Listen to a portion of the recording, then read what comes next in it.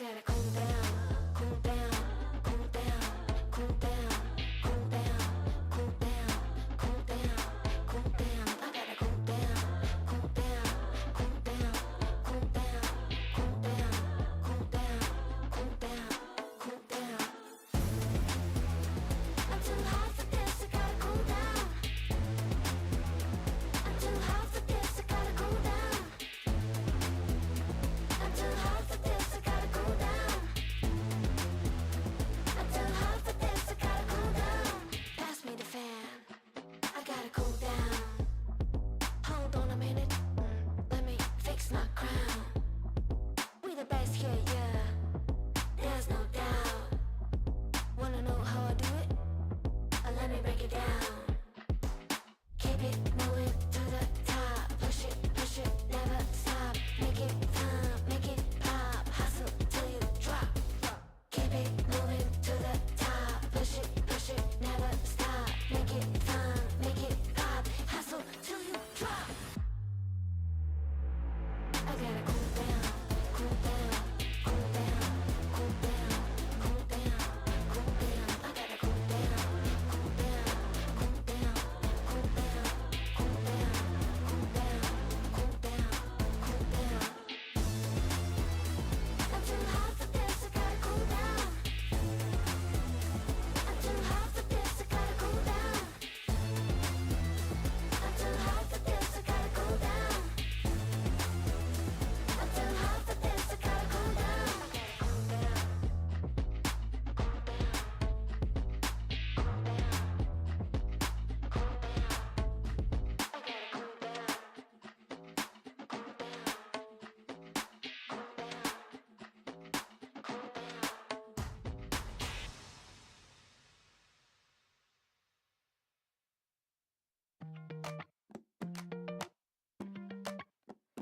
We gon' dance all day, we gon' dance all night.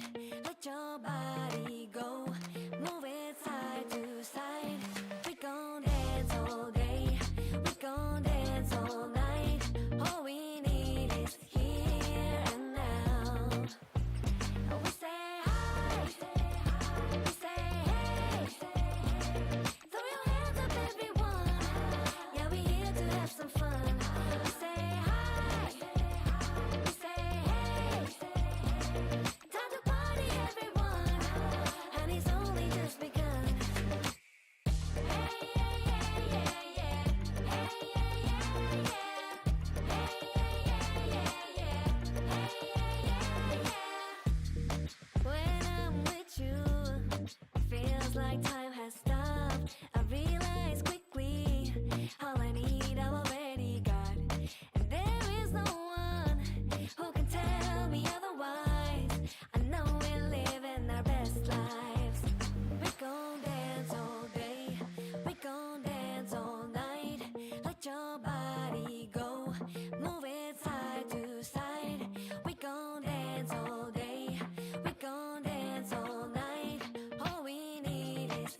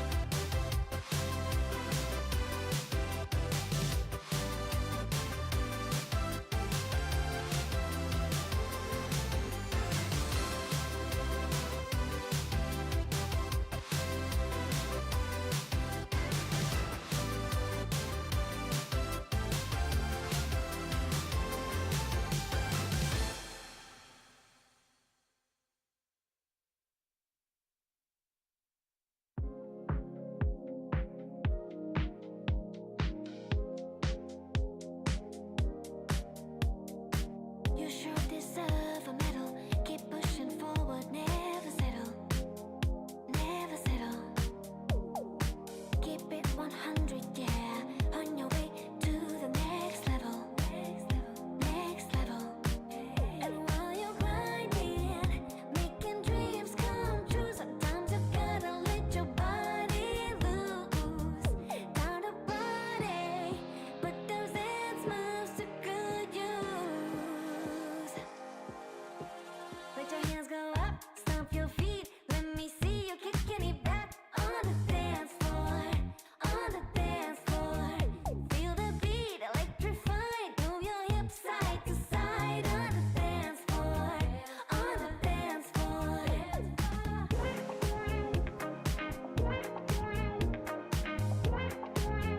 On the dance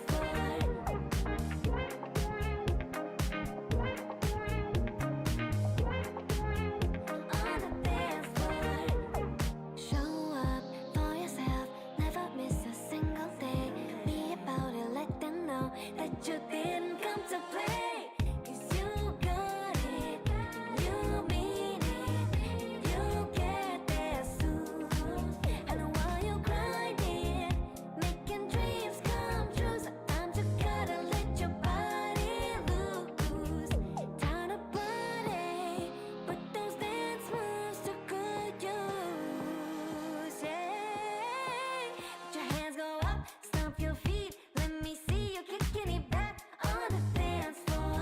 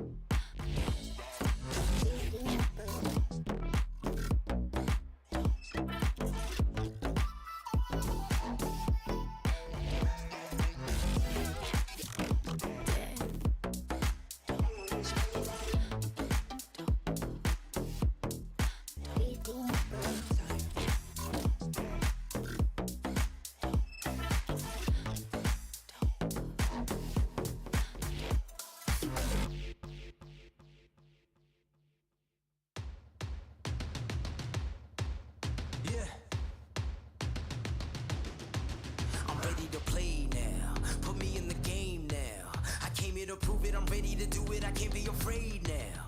Put me on the stage now, I'm ready to rage now. I feel like an animal stuck in a cage and I'm ready to break out. My time, none of you people can tell me to stop. This time, like the last time, you better get ready to race to the top. I'm ready to do this, show you what the truth is. I step on the field, it's time to get real, I'm feeling so ruthless. My time, none of you people can tell me to stop. Lower the lights down, hand over my crown, hand over my heart. I do this for my town, I do this for my crowd. So turn me up real loud. My time, none of you people can tell me to stop. Yeah, so what are you afraid of? Those feelings are made of. Get in the game, your moment of fame, show them what you made of. It's time that we stand up, it's time that we man up. For anyone asking who is the best, we putting our hands up. My time, nothing can keep me from reaching the top. This time, like the last time, I'm moving so fast, I'm ready to ride. I'm ready to throw down, it's time for the showdown. I'm ready to rise, don't be surprised, I'll take on the world now. My time, none of you people can tell me to stop. Lower the lights down, hand over my crown, hand over my heart. I do this for my town, I do this for my crowd. So turn me up real loud. My time, none of you people can tell me to stop. My time, none of you people can tell me to stop. My town, my crown, we know what it takes to be reaching the top. We reaching the top, we reaching the top. We know what it takes to be reaching the top. My time, none of you people can tell me to stop. My town, my crown, we know what it takes to be reaching the top. We reaching the top, we reaching the top. We know what it takes to be reaching the top. Lower the lights down, hand over my crown, hand over my heart. I do this for my town, I do this for my crowd. So turn me up real loud. My time, none of you people can tell me to stop. Turning the track up, I'm never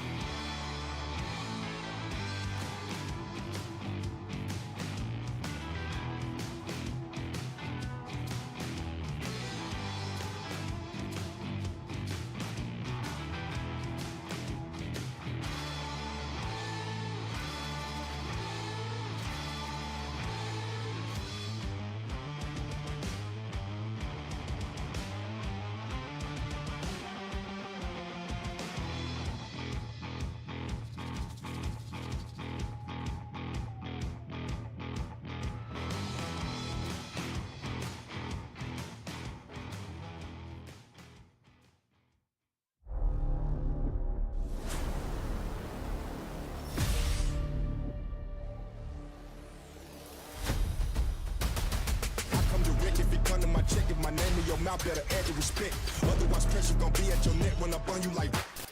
This ain't a game, my aim is to throw. I'm much higher than you, like a rocket, a drone. I'm powerful, think of a stone, throw it off in my brain and I'm back to the bone.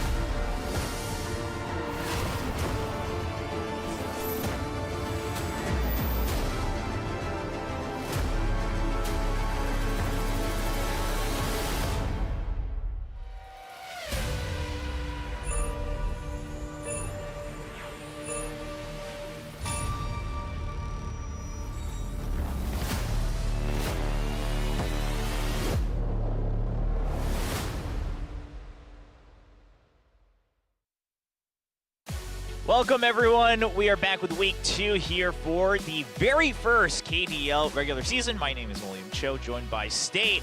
And it's my first time finally joining for the regular season. And having seen the first week of Match of State, I'm very excited for what's in store. Yeah, it feels like KDL has just completely stepped up. We got the new tracks, the new patches out. The game is more fun than ever. The production is better than ever. Yeah. I was really enjoying watching the heart rate monitors when Peter and Wolf were casting on Wednesday. Just watching some of these rookie players get on stage and see their heart rates really go through the roof. It's an exciting moment. Exciting time here in KDL. There's so many rookie teams competing in the first ever regular season. You know, they got a lot to prove, and, you know, maybe we're going to have some upsets. Maybe KWANGDONG FREECS will continue their reign of dominance from the preseason. Only time will tell. Yeah, I mean, you know, everyone's kind of assuming that that's probably in store, right? Just because they looked so dominant during the preseason. But like you said, a lot of things have changed. We'll take a look at all of this as we continue the show today, but let's take a look at the overview of what the entire league looks like. So we do have some overarching changes here, and mostly in the fact that we have a bit of an extended schedule here for the regular season. Yeah, it's a little bit longer. Every Wednesday and Saturday at 6 p.m. you can catch us for the regular season, and that postseason will kick off November 18th, and we'll wrap up all the way with the finals on December 9th. So as opposed to the preseasons where things kind of moved along quite quickly, it's going to be a very slow build, a lot of kart rider action for a number of weeks, and of course, a lot of prize money on the line. 100 million Korean won. That's, I think, around something like 75,000 US dollars. Just for first place. So in total, there's a ton of money up for grabs. A lot for these teams to be playing for. You know that pretty much everybody on stage wants to go home a champion. Yeah, and of course, we're also recognizing the fan race MVPs as well here, starting with the regular season. And, you know, something that we tried to emphasize during the preseason, but maybe didn't quite, you know, really feel, you weren't really able to feel it at home if you're watching from a global audience perspective, is that now that we have the regular season, this is where your career really starts to rack up, right? The preseason, sure, you know, you guys, some of you won first place, like the KWANGDONG FREECS, but it's not really on the record. It starts now here with the regular season. This is where it counts. This is where we can start to say, okay, you have how many trophies, right? How many wins you have under your belt? This is where it all begins. Yeah, everything in the preseason for the past couple of months has been building for this moment, the debut of the regular season. And so a lot of people are wondering, you know, will the KWANGDONG FREECS actually be able to deliver the same success in the preseason they did into the regular season? Excuse me, I lost my train of thought there for a second because the KWANGDONG FREECS historically not quite as successful as teams like Live Sandbox, who just have this legendary regular season legacy. And so now that we're here in the official season, you know, maybe these teams are going to step up. Maybe Live Sandbox, they're going to be able to deliver what the fans expected from them from the get-go with the KDL. Yeah, of course, I mean, KWANGDONG FREECS, they've been sticking with the same four-man squad for the entire year, right? So both preseasons into the regular season. On the side of Live Sandbox, kind of, you know, one of the two towers, the two pillars here of Kart Rider overall. Obviously, they had to go through some changes just because they lost some of their legendary players to mandatory military service. So they're maybe still in a bit of an adjustment period. But we're taking a look at the fan predictions here for today's matches, and I mean, let's be real. It's not too surprising. It is a bit more one-sided than I thought. Yeah, there's almost no red on that. It's just 93% blue, which is unbelievable. But, I mean, on paper, you know, Desperado, they're a pretty rookie team. They're coming in under the helm of their captain, Banana. You might remember him from Finale in the previous preseason. The Item Ace, the ever-charismatic Item Ace that led their team to many different victories in Item Mode over the course of the preseasons, but not too much success there in the postseason. Maybe their odds are going to change here.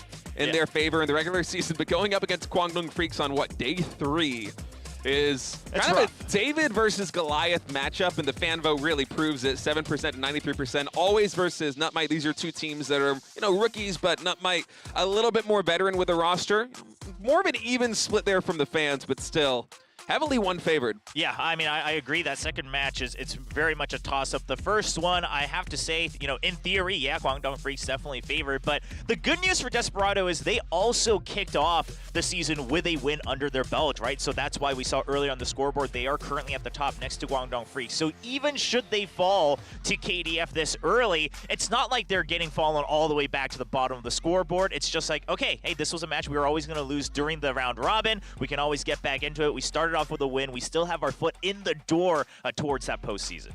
Yeah, and maybe they can come through with at least a close performance here if they don't get a win and try to preserve that round lead that they have coming in, because right now +2 overall in the standings. Once we come into that postseason, round differential really can be the difference between going to the playoffs and potentially not making it to the playoffs. So for Desperado, even if they are really going to struggle to take down Guangdong Freaks in speed and item and potentially in an ace match, at least you can play for every individual track. Try and minimize the damage if you are going to take some damage here, and just set your eyes on next week and the weeks to follow. I mean, that matters. I mean, we had situations like that in preseason too, right? Where, trying to determine what the fourth team was going to be into that playoffs part of preseason two. I was like, okay, well, now we have some tiebreaker scenarios where the round wins might matter, maybe the track wins, things like that. So Desperado, again, like you said, even if, let's say in theory, most teams are going to lose to KDF, if you are still able to make it close, then you have an edge over everybody else. So we'll have to see if Desperado's able to make that success happen here today as they face off against such a strong opponent early on here in the regular season. Well, based on their interviews with the staff, heading into this regular season of KDL, they feel pretty confident in their chances of kind of becoming the dark horse and eventually, making a ticket into the postseason behind Banana's leadership. This is a team that on item mode should be looking really strong. They have one of the best item aces in the business. They also have Taman added to the roster, which is going to be a really formidable lineup moving forward. And, maybe we have some underdog stories similar to what we saw from Songnam Rocks in the preseasons, where they win in item mode and then maybe one player on this team can very much step it up in the ace matches. And that can be a winning formula. And so with a big meta shift from the previous patch to the new patch in item mode, it's a big shakeup. We've seen in the past in the preseasons, a lot of these amateur teams, when the meta in item mode shifts rapidly, they seem like, for whatever reason, they are better at adjusting with quickness.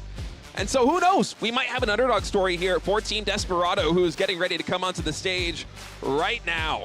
Yeah, we will be kicking things off with this match, the team match between Desperado and the Guangdong Freaks. There he is, Banana, the captain, the item ace, and the ever charismatic and very energetic racer here on the stage. Yeah, and really the team that recruited every single player onto this roster. He is their anchor coming onto the stage. Striker Aspide's coming back.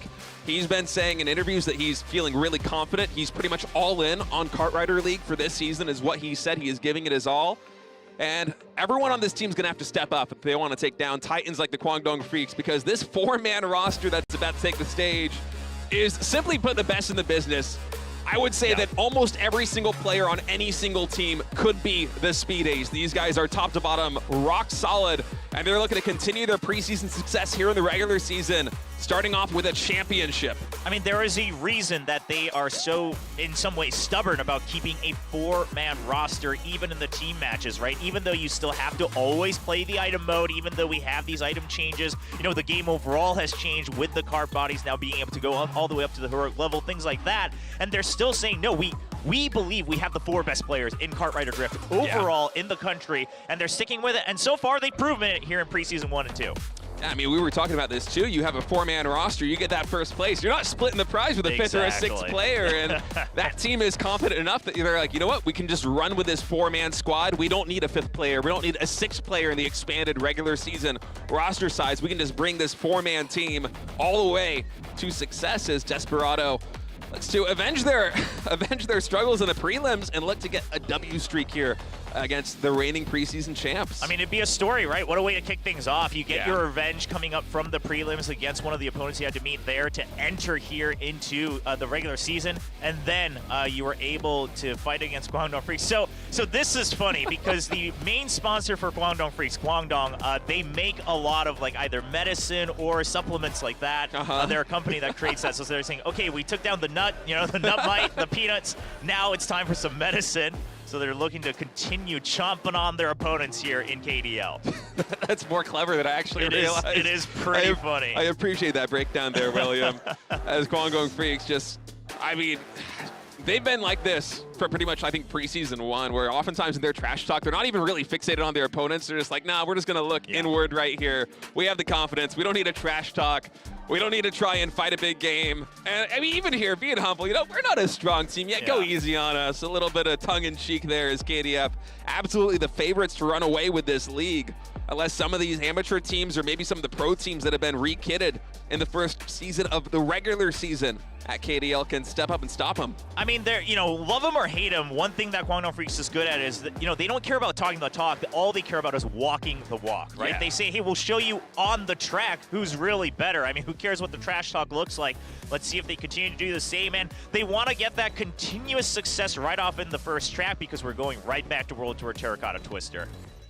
Yeah, Guangdong FREECS actually looking at the speed track list here, picking a lot of the more difficult ones. Terracotta Twister there in round number 1, Mine Winding Slopes in round 3. Boom Hill Tunnel, it might seem like it's simple, but because of how wide that track is, there's a lot of body fighting that takes place, a lot of body checks that happen as you run through. So definitely looking to skill check Desperado a little bit here in speed. Yeah, meanwhile, Desperado going for, somewhat more field tracks, as we like to talk about, with World Tour Miami Drive returning here for KDL, and then Village Bayside Bridge Run, another classic, where it's going to be, a lot of just how can we try to overtake you, right? It's not just getting out in front and then you're able to keep the lead on tracks such as Mine Winding Slopes, where Guangdong FREECS, they've, continue to find a lot of good success, because if they're able to get, the 1 or 1-2 even early on, they'll just kind of block for each other, and they're able to continue all the way to the end. Yeah, Winding Slopes feels like one of those tracks that's just the best in terms of securing a 1-2, but we're not there just yet, William. We're going to go to World Tour Terracotta Twister to start off this battle between the Guangdong FREECS here and Desperado.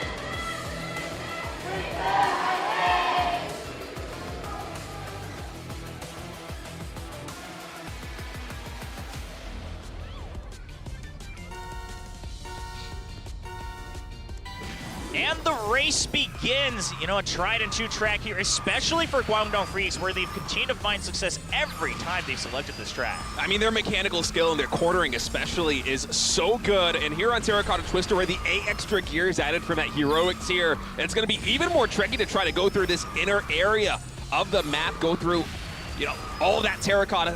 What's it called? It's like not a mausoleum. It's like a tomb. Yes, thank you. I was at a loss for words there, but now entering that in just a moment. I really want to see how Guangdong FREECS decide to take these lines, because with this high-speed racing, it can be really precarious to see Spear barely coming through on that, almost touching every single corner as KDF takes the most aggressive lines. And look at what it nets at the very end of that.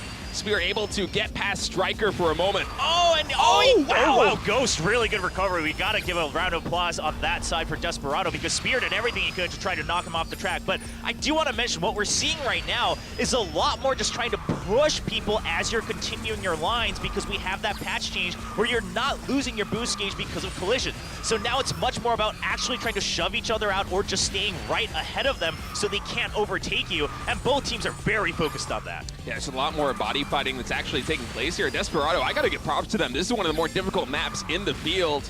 And right now, they're holding on to a 2-3-4 position. Striker actually trying to pass World right now as we enter the tomb section yet again. Cool coming in as reinforcements. As we take these first couple of turns, we'll see if he's able to actually supplant Ghost here. A little bit of body fighting. Oh, Ghost, good recovery, though. He knew the pressure was coming in from Cool, and Promise is going to take that chance to get right back into fourth. Now, Striker's still trying to vie for first to try to make sure that they don't lose the point lead, because right now, Guangdong FREECS are back in the lead with 3 points. World way ahead. He's not losing sight of that, and it's going to be the 1-4-5-7. Guangdong FREECS able to edge it out at the end. Yeah, SUNGBIN and Cool coming in very clutch there to round out the top 4 and prevent a 2-3-4 finish coming in for Desperado. But on track number 1, one of the more technical tracks that we have here in this 5-track lineup, for Desperado to have such a good showing. They were in a winning position all the way through, 3/4 of the entire race, and they just barely lost it right there at the end from some clutch driving by by the Guangdong Freaks. If they can continue to deliver a performance like this one, they could really make speed mode a contest. Yeah, absolutely. And it definitely seemed like they had the right ideas, right? Desperado seemed to be very well aware of what Guangdong Freaks was going to vie for. They knew that the first place was pretty much out of their control, so it was about trying to hold on to that 2-3-4 in the very last section of lap 2. However, I mean, it's just a little bit too much pressure. It wasn't just Cool, but it was SUNGBIN coming in as well to make sure that they can pressure Promise out of that fourth, fifth place. And then he's eventually pushed all the way down, all the way to 6th. And also, let's just say it like it is, having FREECS in 8th place locked in from the very beginning didn't exactly help Desperado. No, we'll see if the rear ranks of Desperado can step up here as we move on to track number 2. It's going to be World Tour Miami Drive.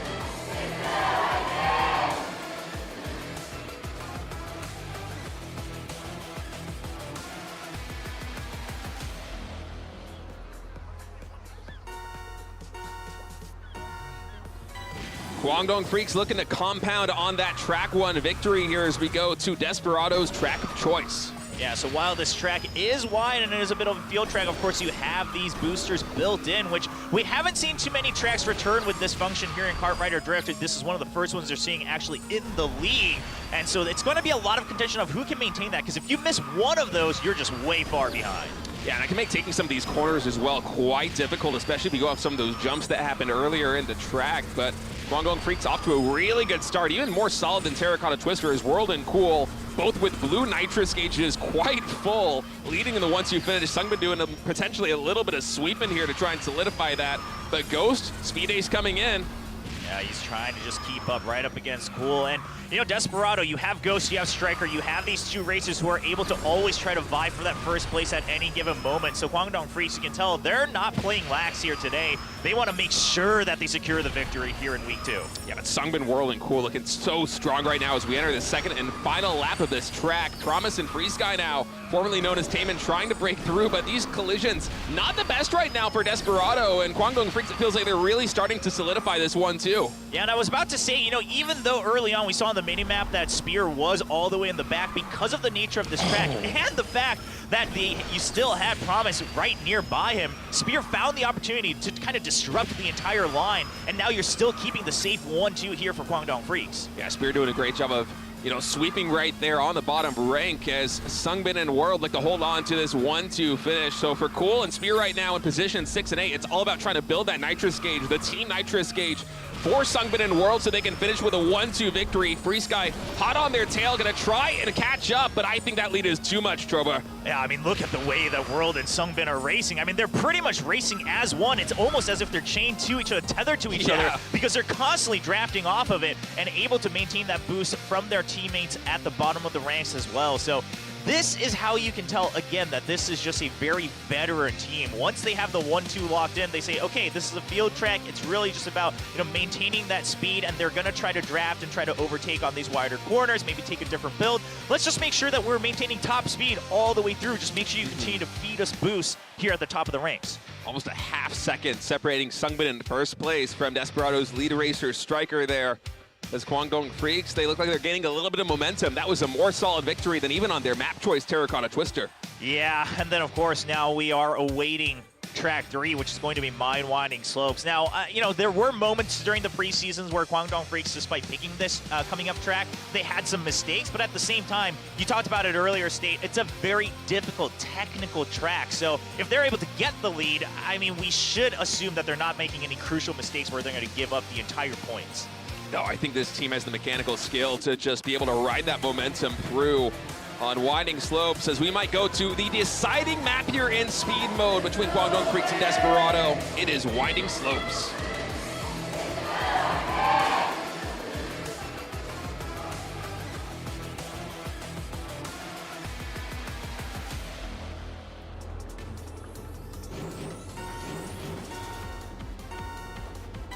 Already a solid lead 2-0 in speed mode here for Guangdong Freaks. We'll see if they're able to close things out here for speed mode and send us right into item mode. As Desperado this time, a pretty smooth start for Promise as everyone else gets knocked around and loses a lot of that momentum. Yeah, Desperado had a Pretty explosive beginning there, but somehow FREECS with a collision just lost all of that speed. Falls all the way down to the bottom of ranks. Cool able to solidify the top spot with SUNGBIN right behind him, but Striker and Ghost, two of the speediest racers Desperado has. Oh, wow, big collisions on both sides. I mean, Ghost with just a number of good recoveries today. Will it be enough to keep them in the race, though? Because right now it's still KWANGDONG FREECS who are looking to just take over the 1-2 position in the later part of the track. Yeah, pretty much everybody behind Cool had some significant collision right there on that first bridge. So Cool in first place is going to be really hard to upset. If you're a Desperado, you got to be looking to try and, you know, solidify the middle ranks, but that means that FREECS and Promise really need to step it up, and right now they are floundering at 7 and 8. Yeah, and Ghost, we saw him do a couple high-risk maneuvers here, just trying to block off and force KWANGDONG FREECS to either collide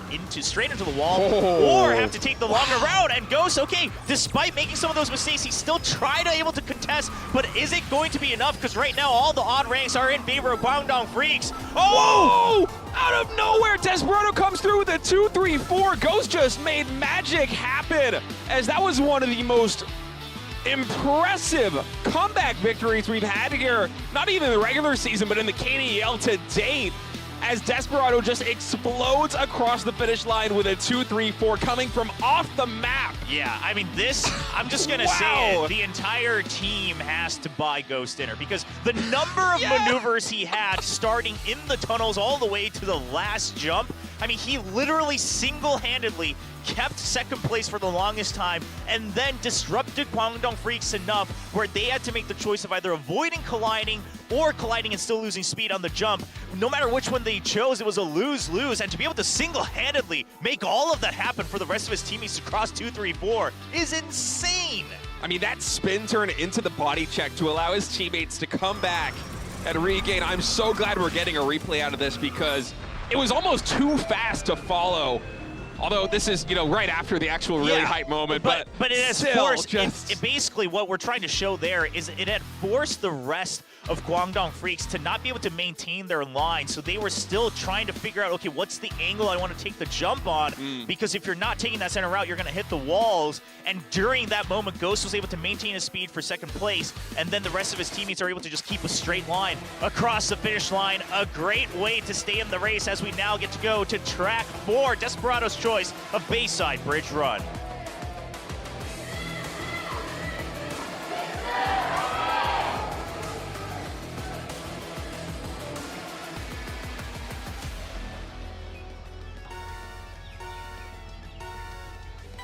Team Desperado staying alive here in speed mode, trailing 2-1 for the KWANGDONG FREECS, but some heroics by Ghost are just really giving them a breath of fresh air. Potentially a second wind is once again on track number 4. They're starting off in a really good position. Yeah, Promise eventually does get pushed back. He was trying to sweep a little bit too much, just focusing on trying to block them from their optimal lines here. Eventually he loses that momentum, but he's still close by where he can do some damage, so we'll have to keep an eye on the bottom side of the ranks.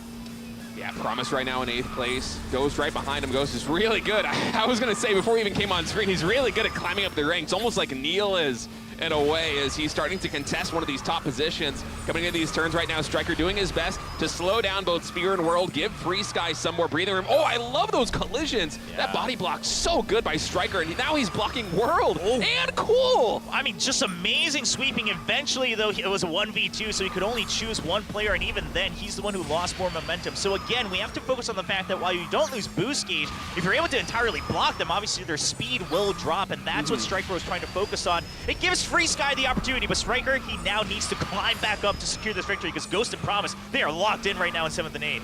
Yeah, Ghost and Promise are going to have a hard time catching up to the rest of the pack, and so for Desperado, unless they can bring up some heroics like they did on the previous track, 1-2 finish is going to be the winning card for them to play. But FREECS right now, he's trying to catch back up to World, who took away his first place.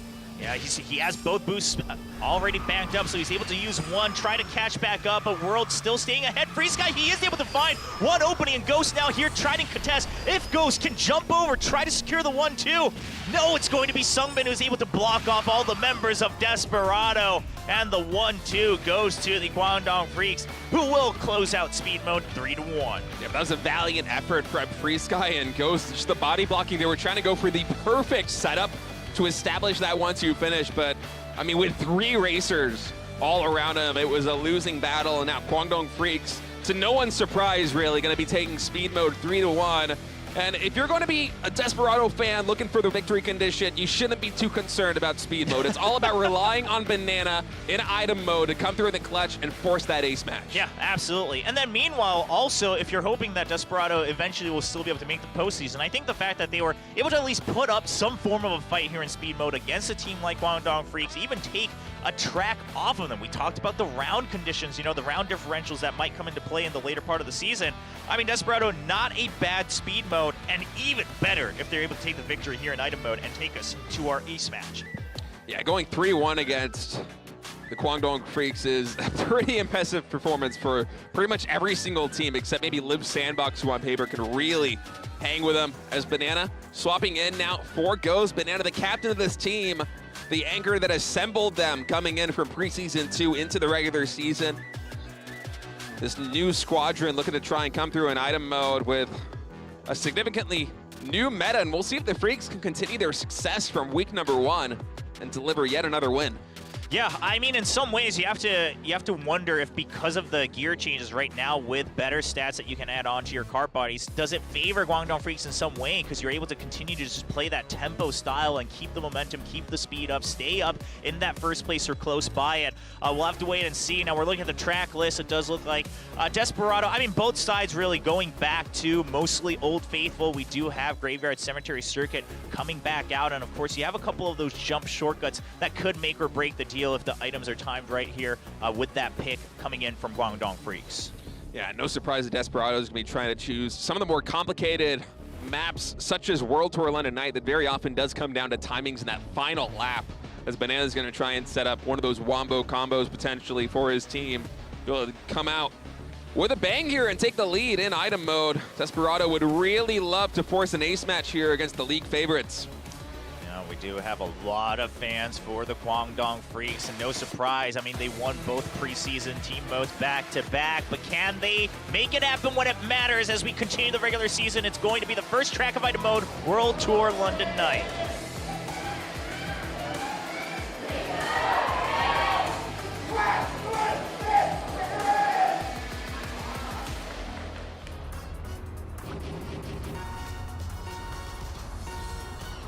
The countdown kicks us off here for item mode, and we should mention, of course, World Tour London Night, a 2-star difficulty track, so we will not see some of those new items here, like the Big Banana or even the Siren.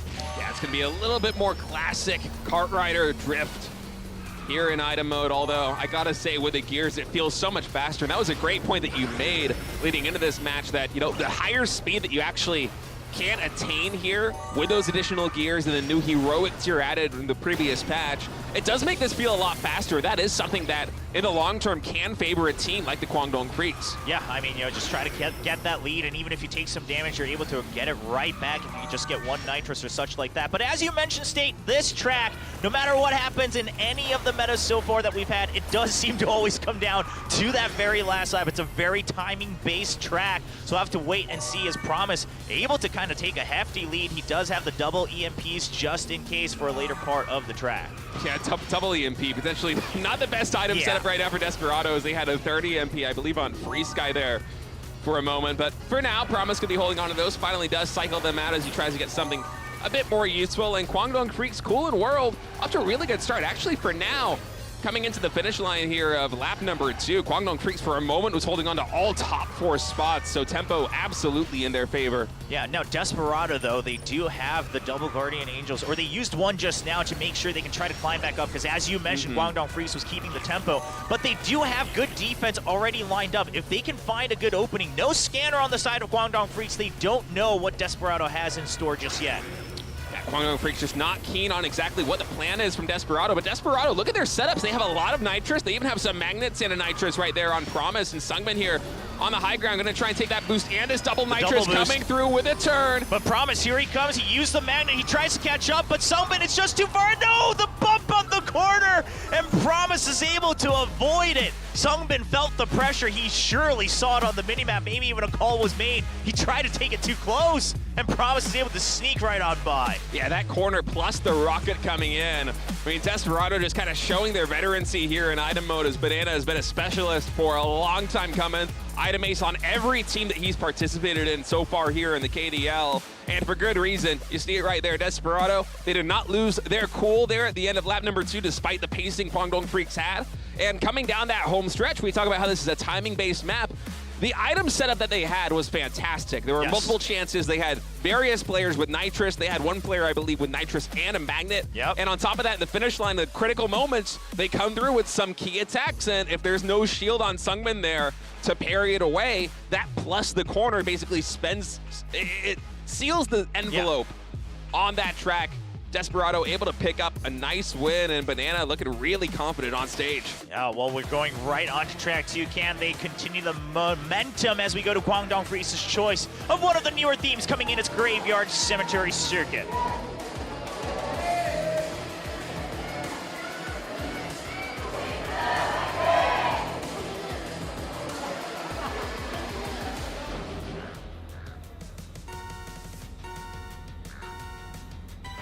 Off we go here on Graveyard Cemetery Circuit, one of the spooky season maps here as we enter the middle of October. You can see those happy little pumpkins.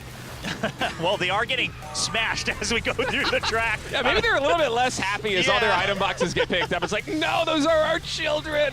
But it's for the greater good, as some might say here as we continue the track here. Now, some racers are going to prefer to take a couple extra items as they're able to try to get the tempo back. Meanwhile, SUNGBIN, he was in the lead, so he's just trying to hold on to that, taking that second jump on the shortcut to make sure he can stay ahead. And the Siren, here it comes. This is a 3-star track, so a couple of those new items, we're going to start to see them in play. Cool, with another Siren ready to go. Yeah, if you haven't played too much since the new patch, absolutely recommend you try it out, as that big Banana Scanner and Siren all available here on the 3-star item mode tracks. The more difficult tracks is actually Desperado and the Freaks, both holding on to Sirens of their own. Banana's gonna pop his, actually doesn't go for any collisions right there, just kind of waddles on by as Desperado is trying to close the distance right now on Cool, who's sitting in first place with a comfortable lead. FREECS actually not able to make that jump because of the attacks coming in.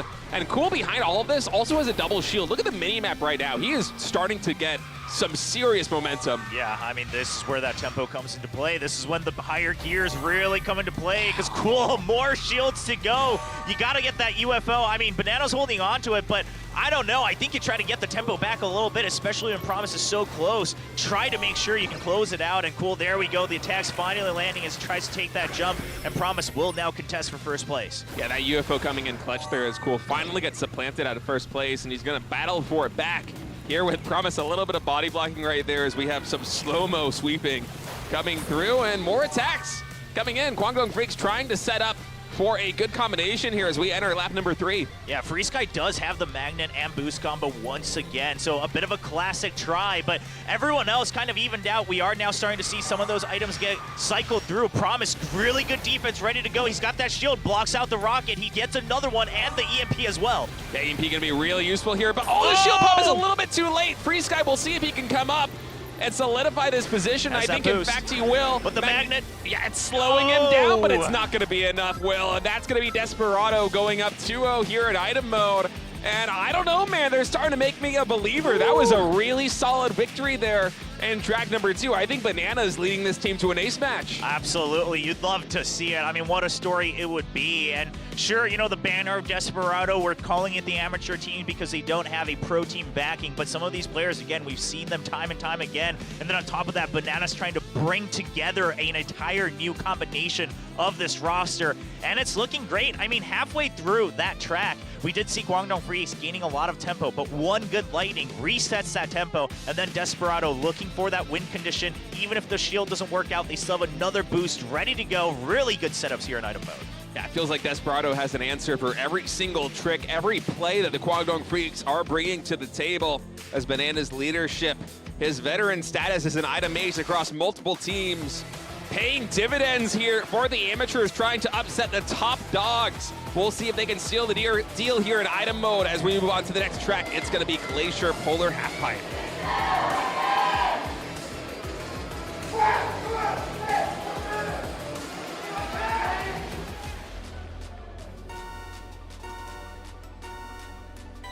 One track away from bringing us to an ace match between Desperado and Guangdong Freaks. Desperado, can they make the magic happen once again here in track 3? Track number 3, this feels like one that Banana historically has liked quite a bit Yeah. here, as you can really set up some combinations on that final lap, going for the high ground, that shortcut advantage, and potentially denying it from your opponent's world. Very actually close to getting onto that high ground shortcut here right from the get-go, with a little bit of speed just coming up a little short. But here for Team Desperado, it feels like whatever happens in lap number 1, lap number 2, it doesn't phase them very much. Even when we see the KWANGDONG FREECS taking a considerable lead, Desperado always has the endurance to actually carry through and really kind of play for the late game here in Item. Yeah, and I think something we noticed, previously right here on track 2 before we came into Polar Half-Pipe is, again, they're not afraid to regain tempo. They're not saying, oh, we still want to wait for the Wombo combo. They understand that the meta has changed, and they say, okay, if we're, halfway through lap 2 and we're not close to the lead, we got to just use whatever we have. Reset your items, make sure we can regain items, but use it on a timing where we can try to catch back up. And they're continuing to do the same as they have both Promise and FreeSky in contention, but now they have the leisure to start banking up some items. They have 3 Angel Shields and 2 shields right now on Promise. It's an insane defensive setup. Unfortunately, no EMP, but Promise, while he got blocked by the UFO, he was able to body block SUNGBIN.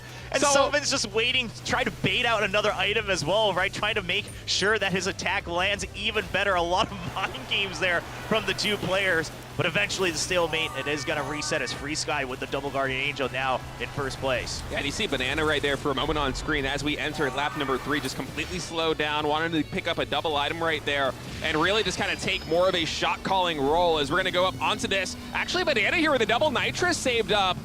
Him and Striker are both right here on the heels and he's of gonna SUNGBIN. get ahead. He is gonna eat the rocket, but Striker still has one more boost, and Banana can just try to make sure that World doesn't gain any more speed. He's gonna eat the Wisp as well, and Banana now in first place. He makes the way for Striker, and he spins across the finish line.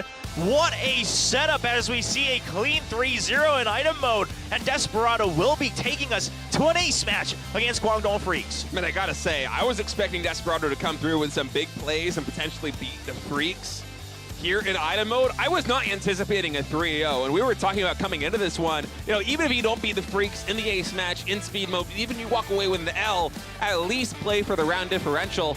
Well, look at this. They went 3-1 in speed mode, so they picked up a track there, and then a 3-0 victory in item mode. Right now, the differential actually favoring Desperado. Yes.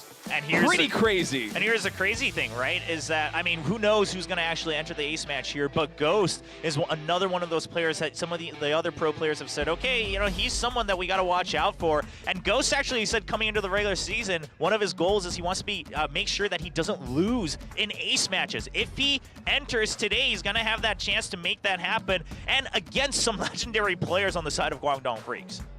Yeah, I think it's probably going to be Ghost coming out from Team Desperado. I think for the KWANGDONG FREECS, it'll also probably be World.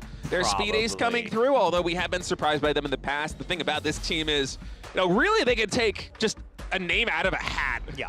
From their roster, and whoever it is has a chance to win an ace match against the best players in the world. So see a little bit of a discussion here on the KWANGDONG FREECS side in terms of, who's feeling in their best form right now today, who's feeling confident, who wants to go up and try and put all this on their shoulders. But for Team Desperado, I would be really surprised if they don't go to Ghost. I think in a 1v1 situation when it comes to speed, he's probably the most mechanically gifted player on this team, and he even came into this season, as you said in the interview, saying that, my goal is to actually win in ace matches for this team. And Desperado, as a roster, they have to recognize that with Banana as their captain, as their item ace, one of their big win conditions coming all the way into the playoffs is going to be securing victories in item mode and potentially forcing ace matches. So a key moment here for both these teams. Yeah, and then they're showing Striker trying to set up on camera, but I'm wondering if that's a fake out, because you gotta imagine it's Ghost. I mean, it could be Striker, but we'll have to wait and see. Now it is winding slopes, and if it's going to be World on the other side, I mean, he's had a number of ace matches during the preseasons on this track. I mean, overall, KWANGDONG FREECS in general have been able to find some good success here, but who's it going to be? It's actually going to be SUNGBIN coming in to take on Ghost from Desperado. SUNGBIN, the veteran here on the KWANGDONG FREECS, going up against Ghost, and for KWANGDONG FREECS, they have been burned by these amateur teams in the past, in the preseason.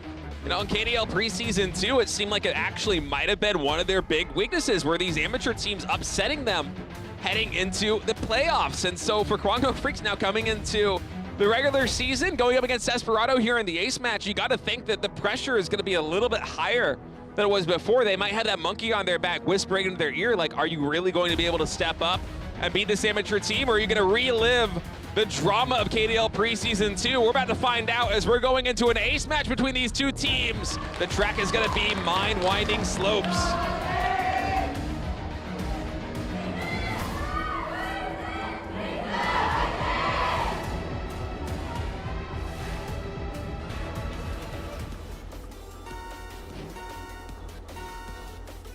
The race begins as SUNGBIN and Ghost. They now hold the destiny for their team here in the ace match between Desperado and KWANGDONG FREECS. It's all or nothing here on Winding Slopes, but I just want to kind of bring it back and remember the plays that Ghost brought to the table previously in Team Speed mode. He had some unbelievable spin turns, some great body fighting. The body checks were substantial. The sweeping, when it was needed, was on point, was able to deliver a 2-3-4 victory for his team because of it. And you can see the pressure he's mounting right now. SUNGBIN, he's fighting back quite well, but Ghost actually really trying to battle and take these tighter turns, and he is not afraid to collide with SUNGBIN. Yeah, and Ghost is playing so aggressively, and part of that, to some extent, he's abusing the fact that he doesn't lose boost gauge if he bumps into the wall. So if he can make sure it's at the end of his drift, he's able to still maintain the momentum and still put pressure onto SUNGBIN. He is doing everything he can to put the pressure onto the veteran and force him to make mistakes. Yeah, he is doing a lot of fighting right now with his cart body, and in these narrow passageways, it's pretty hard for SUNGBIN here to try and find an angle on this turn. It might be one of his best bets. Yeah. And yep. Oh! He's trying to, but here's the thing. Ghost made sure to not use the boost during the straightaways because he knew he couldn't pass, and now he's able to still keep the lead with those 360 turns, one more boost. But SUNGBIN, an incredible block on that line in the last corner. He read Ghost like a book, and it's going to be SUNGBIN who secures the victory for the KWANGDONG FREECS in the ace match. And I was getting some deja vu with that spin turn coming out from Ghost again in this speed mode. It seemed like the stars were aligning for the Desperado speed ace, but SUNGBIN, as you said, coming through with a absolutely clutch block to just steal all of the momentum away from Ghost, deliver the win, and at the end of the day, the Freaks are going to take a victory here, but it was a hard-fought battle. Yeah, I mean, it was down to the wire, and if SUNGBIN did not get the correct read on that wide turn that Ghost was taking in the last corner, and I think part of it is that SUNGBIN understood, because he started to put the pressure on during those hairpin turns, that Ghost had to expend the little boost gauge advantage he had, and that meant that the only chance he had was to try to overtake with a different angle on that last corner, and SUNGBIN able to just line it up as perfect, pixel perfect as it could be. And it's going to be the hard-earned victory here for KWANGDONG FREECS. They will not fall to their very first amateur team opponent here in the regular season of KDL. Yeah, remaining undefeated here in the top of the standings, but, you know, that round differential, that track differential, not quite where they would want it to be, emerging against an amateur team. You know, some of these other pro teams like Live Sandbox might be able to come through this regular season and take fights like this one with a 3-0 and a 3-1. In speed and item mode and just really start to stack up those points. So for KWANGDONG FREECS, although they do get the set victory here, it's almost a Pyrrhic victory against one of these amateur teams, because I think you really want to, as the favorites for the league coming in, just buckle up and not show the kind of weakness that they showed here in item mode, because frankly, it felt like Desperado on every single track. It wasn't like they were getting lucky. It wasn't like KWANGDONG FREECS were, you know, losing out on the item setups they were getting. Desperado just had the better reads time and time again. They had the better strategy.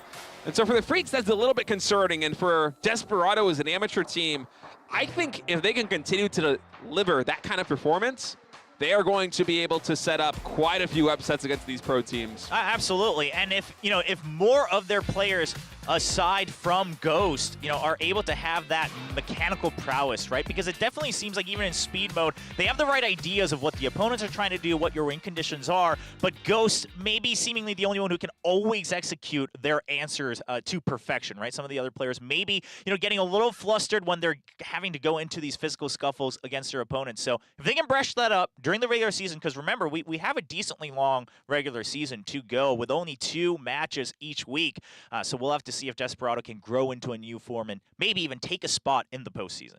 Yeah, it's going to be a marathon, not a race here in the regular season. And so for an amateur team like Desperado, I think Ghost is just going to go back to the grindstone, try and work it out. He showed some really good mechanical mechanical skill in speed mode today, both in team and in that ace match. And I think eventually they're going to be able to rely on him in ace matches to come through in the clutch. Yeah, absolutely. I mean, unfortunately, he takes that first loss here in the ace matches, so his goal of trying to maintain a win streak in ace matches not going to come to fruition, but I think he still proved his skill, and he's still going to be a player that a lot of opponents say, I don't really want to mess with him in these 1v1s. The way he was putting pressure onto SUNGBIN was incredible. Yeah, the collisions, then also the spin turn, both in the team speed mode and in the solo speed in that ace match, coming through on winding slopes, that's very difficult to execute. Guys, next match is going to be Always versus NUTMITE. I think we're getting ready to go to a break. Yeah, we'll be right back, and we'll bring you another team match here in week 2 of KDL.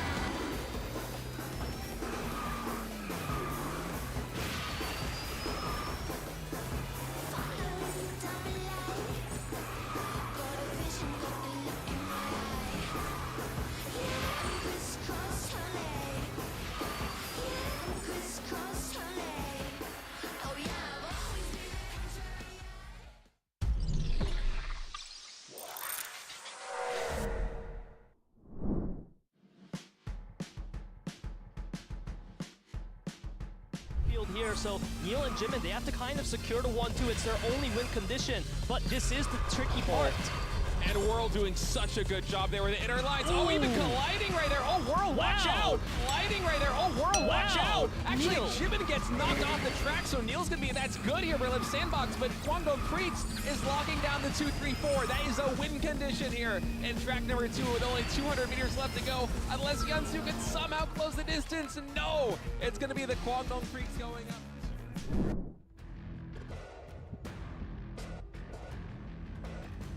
Big item. Oh no, it's another shield. So it's going to come down to Jimin right now. He does have a rocket potentially to attack SUNGBIN, but the shield pops. 500 meters left to go. Jimin also has a nitrous. Is it going to be enough? Oh, it's Dalda coming back. Oh, he's trying to boost through this. 150 meters left. SUNGBIN, Angel Shield pop.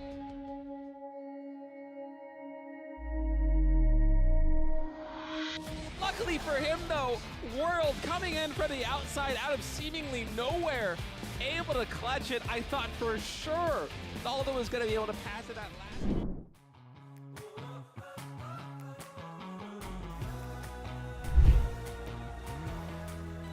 Sungnam Rocks leading. Navi and Looning are so far away. That's all AcidFly keeps bouncing off one finale player to the next. Even able to pass once again, but he's not trying to speed away. He's not using these nitrous to gain pathing. And oh my, this is the best sweeping that we've seen in a long time. He maintains the lead. Okay, finally there he makes, but that's after a 1v4. That spanned what felt like half a minute, and now it's BBoong. And just look at the mini-map. Look at the lead that the sweeping was able to deliver for AcidFly and BBoong. That is...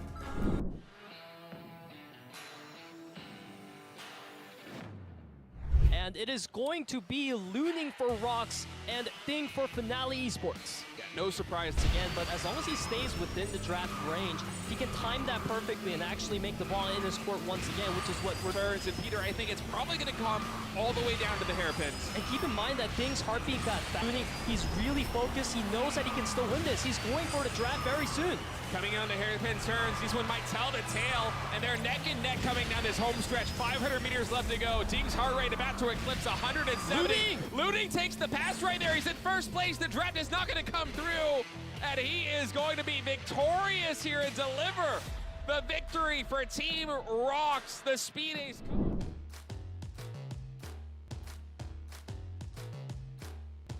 Has a couple meters of a lead as a result of that. Yeah, and Scarlet, he crashed into the wall there in a pretty crazy fashion, so he's going to fall all the way to 8th off of that.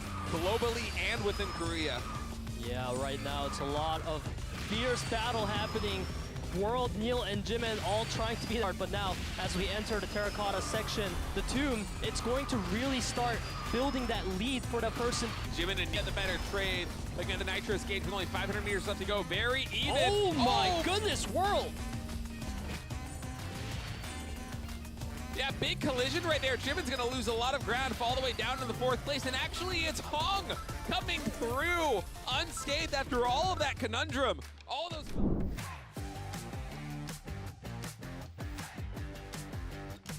First place.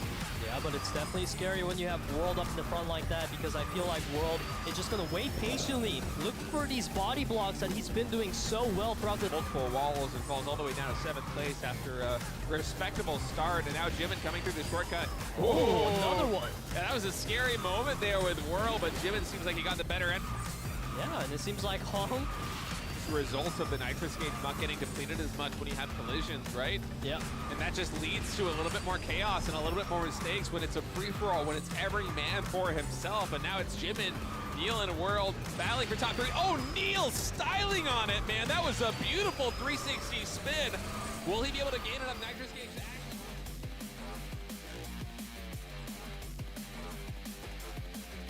second W of the night, my God, Neil! Comes through with unbelievable speed. The genius at work. I mean, calm, cool, and collected as always. You look at the player cam after that win, and he's just like, yeah, I knew I had that one. It's no big deal. I do this all the time.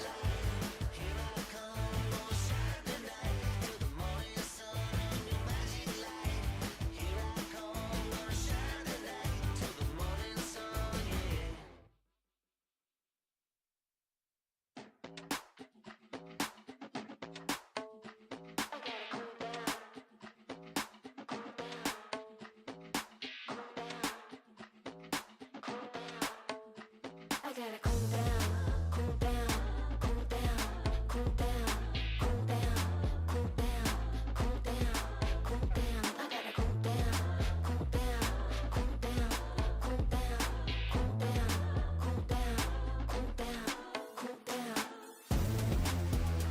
I'm too hot for this, I gotta cool down. I'm too hot for this, I gotta cool down. I'm too hot for this, I gotta cool down. I'm too hot for this, I gotta cool down. Pass me the fan, I gotta cool down. Hold on a minute, let me fix my crown. We the best here, yeah, there's no doubt. Wanna know how I do it? Let me break it down. Keep it moving to the top. Push it, never stop. Make it time, make it pop. Hustle till you drop. Keep it moving to the top. Push it, never stop. Make it time, make it pop. Hustle till you drop. I gotta cool down, cool down, cool down, cool down, cool down, cool down. I gotta cool down, cool down, cool down, cool down, cool down, cool down, cool down, cool down. I'm too hot for this, I gotta cool down. I'm too hot for this, I gotta cool down. I'm too hot for this, I gotta cool down. I'm too hot for this, I gotta cool down.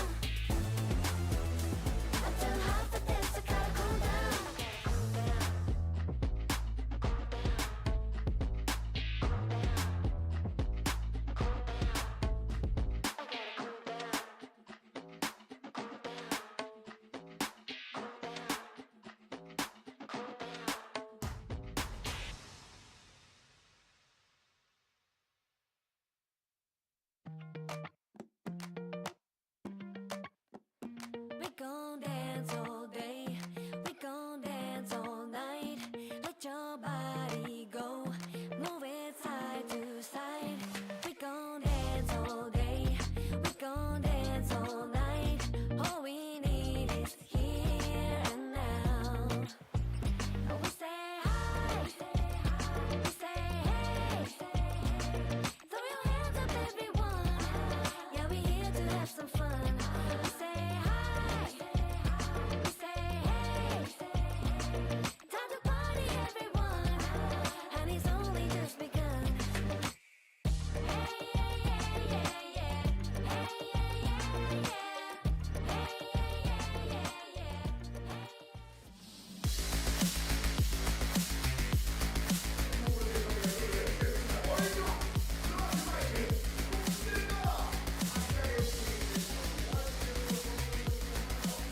Welcome back, everyone, to the KDL. We are continuing our Week 2 broadcast here. We just wrapped up a team match between KWANGDONG, FREECS, and Desperado. We move right on to another one as we introduce one of our two amateur teams. It's going to be Always entering the stage.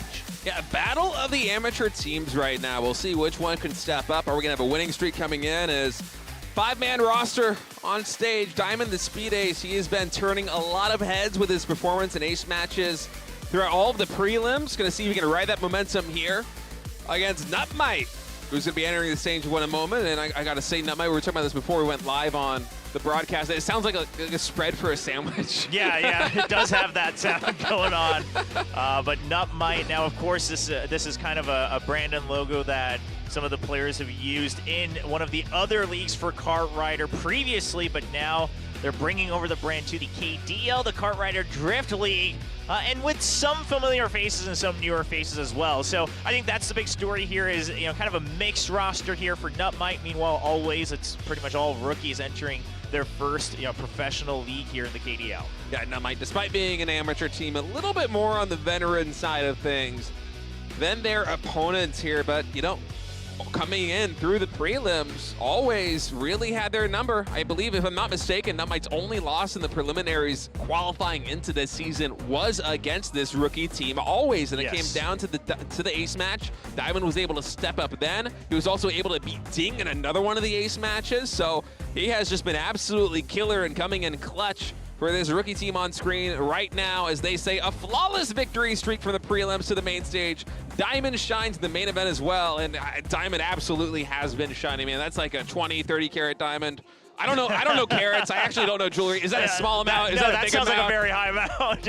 That's a British royalty diamond right there. There you go. But here's the thing. I mean, he was able to be the centerpiece that carried them to victory against Mira and Sejong as well, right, in week 1, which is, you know, kind of a new favorite that a lot of people are looking at just because of the legacy that individual players have there. And of course, you know, we just saw it in the graphic there, but Move, who's sitting in the middle of the roster here for Always, is actually brothers with Wave, who will meet here on the other side on NUTMITE. So we have a little bit of sibling rivalry for the first time here in the KDL. Yeah, it's going to be a lot of fun. You got to know that their parents are at home watching right now, deciding which victor is going to be the favorite child from here on out. Oh, man. Yeah, who do we support further in their professional car rider drift career? Parents are like, okay, you know what, Wave, you won.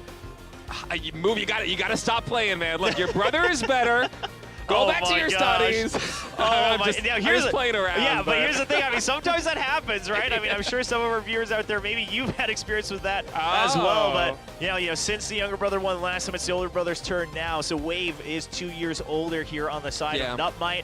Of course, his younger brother served them a defeat during the preliminaries, but now looking for that brotherhood revenge here in the regular season. Yeah, the only defeat that NUTMITE suffered in the preliminaries was to this undefeated Always team, a squad of rookies that entering KDL regular season. A lot of people are looking at them kind of in the same way as Desperado, although they're even more amateur. It's like, man, these kids, they really can race. Diamond has been clutch in the ace matches. Let's see what he can do in team speed. Yep, and Always is going to be taking that first track, and they're taking us right to WKC Mexico Touring Rally. We got a couple looks at that during week 1. A very exciting track, quite frankly, just because of the lines you have to take and the decisions, the choices you have to make around some of those turns. And then we go right to, you know, very familiar territory in Extreme Stadium, winding slopes, all the way down to Brazil Circuit and Construction Chaos. Yeah, really fun track list here for speed mode. I really hope we go all the way down to round number 5 because Construction Chaos, one of my favorite matches to watch, especially between amateur teams, because it can feel really technical coming into those turns, especially with the body fighting here, the new patch, where your your boost gauge does not diminish, but we'll see if we get there here as we're getting ready to start off track number 1 on WKC Mexico Touring Rally.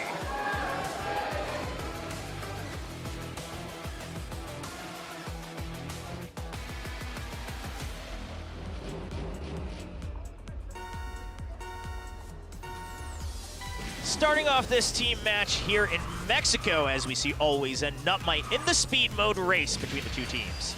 Yeah, Will and Vega off to a great start here for Team NUTMITE, but ALS, Team Always, hot on their tail in a 3v2 situation, so I would not be surprised to see the lead get surrendered here. It's actually Diamond, man, taking some really good lines, even body checking Vega there. He is an aggressive racer. Yeah, and just really good control over his own speed as well to make sure that he doesn't shoot too far ahead, to make sure that they can have teamwork in the play. Now, this is a single lapper, but that does mean it's going to be quite a long way all the way to the finish line as we see NUTMITE continue to try to get ahead. Vega and Will, that double team, they're holding on to the lead. Here on this long straightaway with a couple of jumps, Diamond's probably just biding his time, waiting for the moment where he can try and pass and draft his way into first place. But in a 1v3 situation here against NUTMITE, he's got his work cut out for him. Yeah, I mean, the best thing Diamond can do right now is keep Skald in check so that Ming can come up and really help contest, because the only win condition I'm seeing right now on the leaderboards is going to be a 1-2 if Always can make it happen. Yeah, 1-2 is probably the only way they can actually win this one. I absolutely agree with you, as there isn't too much track left to be played. Diamond, he is able to work his way for a moment up into first place, but again, a 2v1 situation like this one with the body checks coming in. Yeah, I mean, Diamond, he's kind of going for the Hail Mary there. He's trying to take that corner as tight as possible. It does not pay off, but it was really the only win condition there for Always, was for him to try and make some insane play. It doesn't manifest, and instead, NUTMITE with a really convincing win. They get the first place, and they round out 3-4-5. And here's the thing, you look at the rankings, Move was eventually able to get all the way up to second place. So if Diamond had actually succeeded in not bumping into the corner and taking the inner line, jumping over perhaps Move and forcing the pressure, there was a chance. So the idea was, okay, we really don't have other options, and now it's now or never. Go for the 1-2. If Diamond had made it happen, maybe there's a shot, so I don't think you can blame him. But at the end of the day, he is bumped out to the outer part of the track, and NUTMITE will have a smooth sail across the finish line.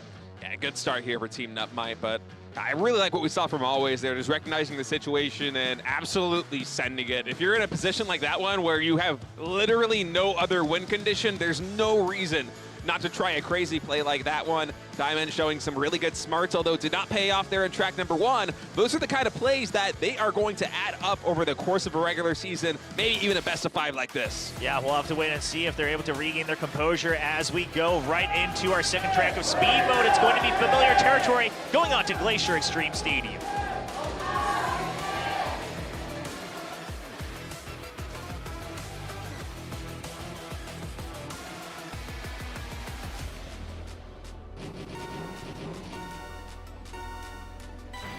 Team NUTMITE with a 1-0 lead here in the best of 5 speed round against Team Always as we enter the classic track, Glacier Extreme Stadium. ALS off to a great start. Mingyu actually with a really sizable lead right from the get-go.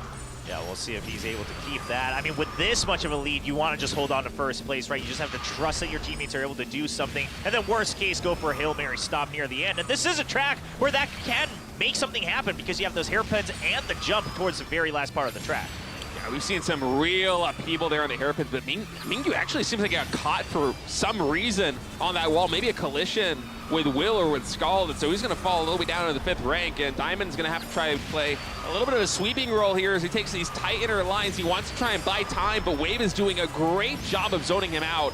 Yeah, Wave doing everything he can to make sure his older brother's team cannot, continue, or his younger brother rather, cannot continue that victory, trying to make sure. I mean, Wave is in the midst of the enemies, behind enemy lines, so to speak, and just causing chaos and making sure that Skald and Will are so far ahead. Yeah, those are some big collisions hitting Diamond, who is arguably the best speed racer on this team always. So for Wave to come through with this sweeping roll and just really give Will and Skald all of the breathing room in the world, it's paying dividends right now for Team NUTMITE, who is in a commanding position on lap number 2. Yeah, Move, of course, fighting against his brother. He's able to still try to be in contention in the top ranks, but no one else from his team is here to support. So Move, I mean, maybe there's a moral victory here to be ahead of your brother and maybe even try to break apart the 1-2, but it's not looking like there's a victory condition here for Always. Okay, he tried. Yeah, I'll give him credit, but it's not going to be enough.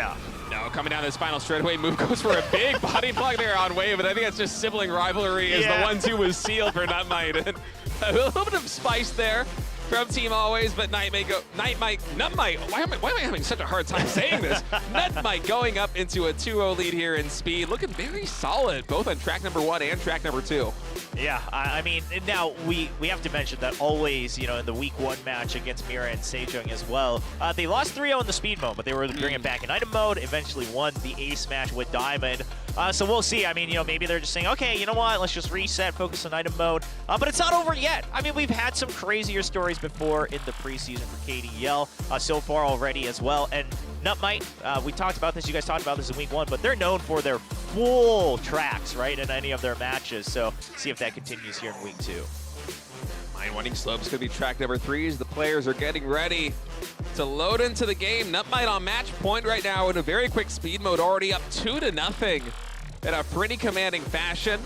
Both on track number 1 and track number 2, they were in control all the way through. It felt the final laps as Always has been trying to make some Hail Mary plays to come back, but nothing able to actually come to fruition just yet.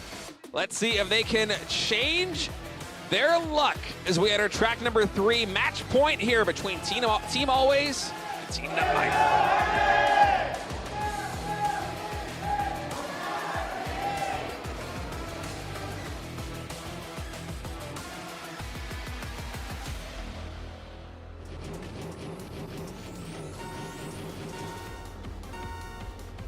Kicking things off on Winding Slopes, Always they need to win this track to make sure we can continue in speed mode. And it is interesting to note that Always they're trying to continue to contest on these very difficult tracks. So I think that tells us that individually they're very confident in their own mechanics, but can they make it happen in a team scenario? Yeah, it's hard when you're coming together as a new band. I mean, they've probably had a couple of weeks leading up into this regular season to really start to build that kind of synergy as a team, but mechanically, individually, as you said, they absolutely seem to be capable. Diamond especially has some real skills on the racetrack. I mean, like, it's almost like he plays time trial mode when he doesn't have these players around him, and the lines are just superb. You saw him just move up the ranks so quickly there, almost passing Wave for position 1. Yeah, Mingyu, another bit of a slight bump into the wall. That would almost led into a stop as well, but not quite to fruition. Diamond still contesting it. It's giving a chance for Mingyu to try to catch up. So there is a shot here, but once again, it's looking like it's going to have to be a 1-2 finish here for Always if they want to keep us in the speed mode. Yeah, so I'm wondering if Diamond's going to try and come through. Oh, no. I mean, once again, just trying to have to greed here. Wow, Will, what a stop there right in the middle. Just bumps Mingyu out of the track, puts him way back into 6th place. It's going to be an easy 1-2 here for NUTMITE as we have a quick 3-0 for NUTMITE in speed mode against Always. Yeah, Will with that flashy sweeping just kind of added insult to injury here on track number 3. As I gotta say, that was a pretty dominating speed mode coming out of Team NUTMITE. None of those tracks were particularly close. I love the victory animation. They look like they're Power Rangers or something, ready to Yeah, no, they're doing that pose. But the thing is they're also like keeping ice cold facial expressions. Yeah. Like they're not smiling, probably because they were told that you have to stay still because this is going to be a video on the big screen. They're like, okay, well, everyone make sure you're staying still, don't blink. It's just your arms moving. It's pretty funny. But it is going to be shown up on the big LED as we see NUTMITE take the 3-0 in speed mode. And now we'll have to wait and see if the coin flips when we go to item mode. NUTMITE, it's also worth noting that coming into this map selection, they won the coin toss, which means they got to choose a speed or item priority. They picked item priority. So coming into item, they're going to have the draft lead with a track list, and they've got to be feeling really confident after winning speed mode 3-0 on what is primarily Always map picks. Yeah, and now this is similar to how things panned out during the preliminaries as well, right? I mean, NUTMITE, they were able to win the 3-0 in speed mode, and eventually it went down to the wire 3-2 in item mode. So it was close. So I think with the item priority, hoping that they can close things out before it goes to that track 5. It is cute that their own little fan signs that they brought, you know, it says we're gonna blow up our opponents once again. Obviously, NUTMITE a play on Dynamite, but I guess you get popcorn if you blow up peanuts. Well, no, I mean that doesn't even make sense. I don't know why I thought that made sense in my head. Peanuts. But as soon as I drew peanuts in the microwave against some popcorn. You know what's really funny? When I played that image in reverse, it made sense in my head. But as I spoke it out loud, I was like, no, that doesn't make it at all. If anything, we'd get really distorted peanut butter. But I like way. the idea, though, man. I want some peanut butter flavor and popcorn. You know, in Korea, we have a lot of, you know, they're all about the flavored popcorn, even more so than the United States. Yes. In Korea, when you go to the cinema. But I've never actually seen a peanut butter flavored. You know, the more that I think about it, you get the crunch from the popcorn kernels. There you and go. Get the peanut butter. That could be pretty tasty, man. I'm on board with you. I like this. Okay, yeah. And thanks for covering for me. I really No, it's appreciate good. it. It's good. All right. Well, we're getting ready for item mode, and with that draft, we did see that NUTMITE that we're going to take us to Glacier Half Pipe to begin. And then if we go to track 4, we're even going to get to take another look at World Tour San Francisco Seaplane Base, but we'll have to wait and see if that happens as we kick things off on track 1 on Polar Half Pipe.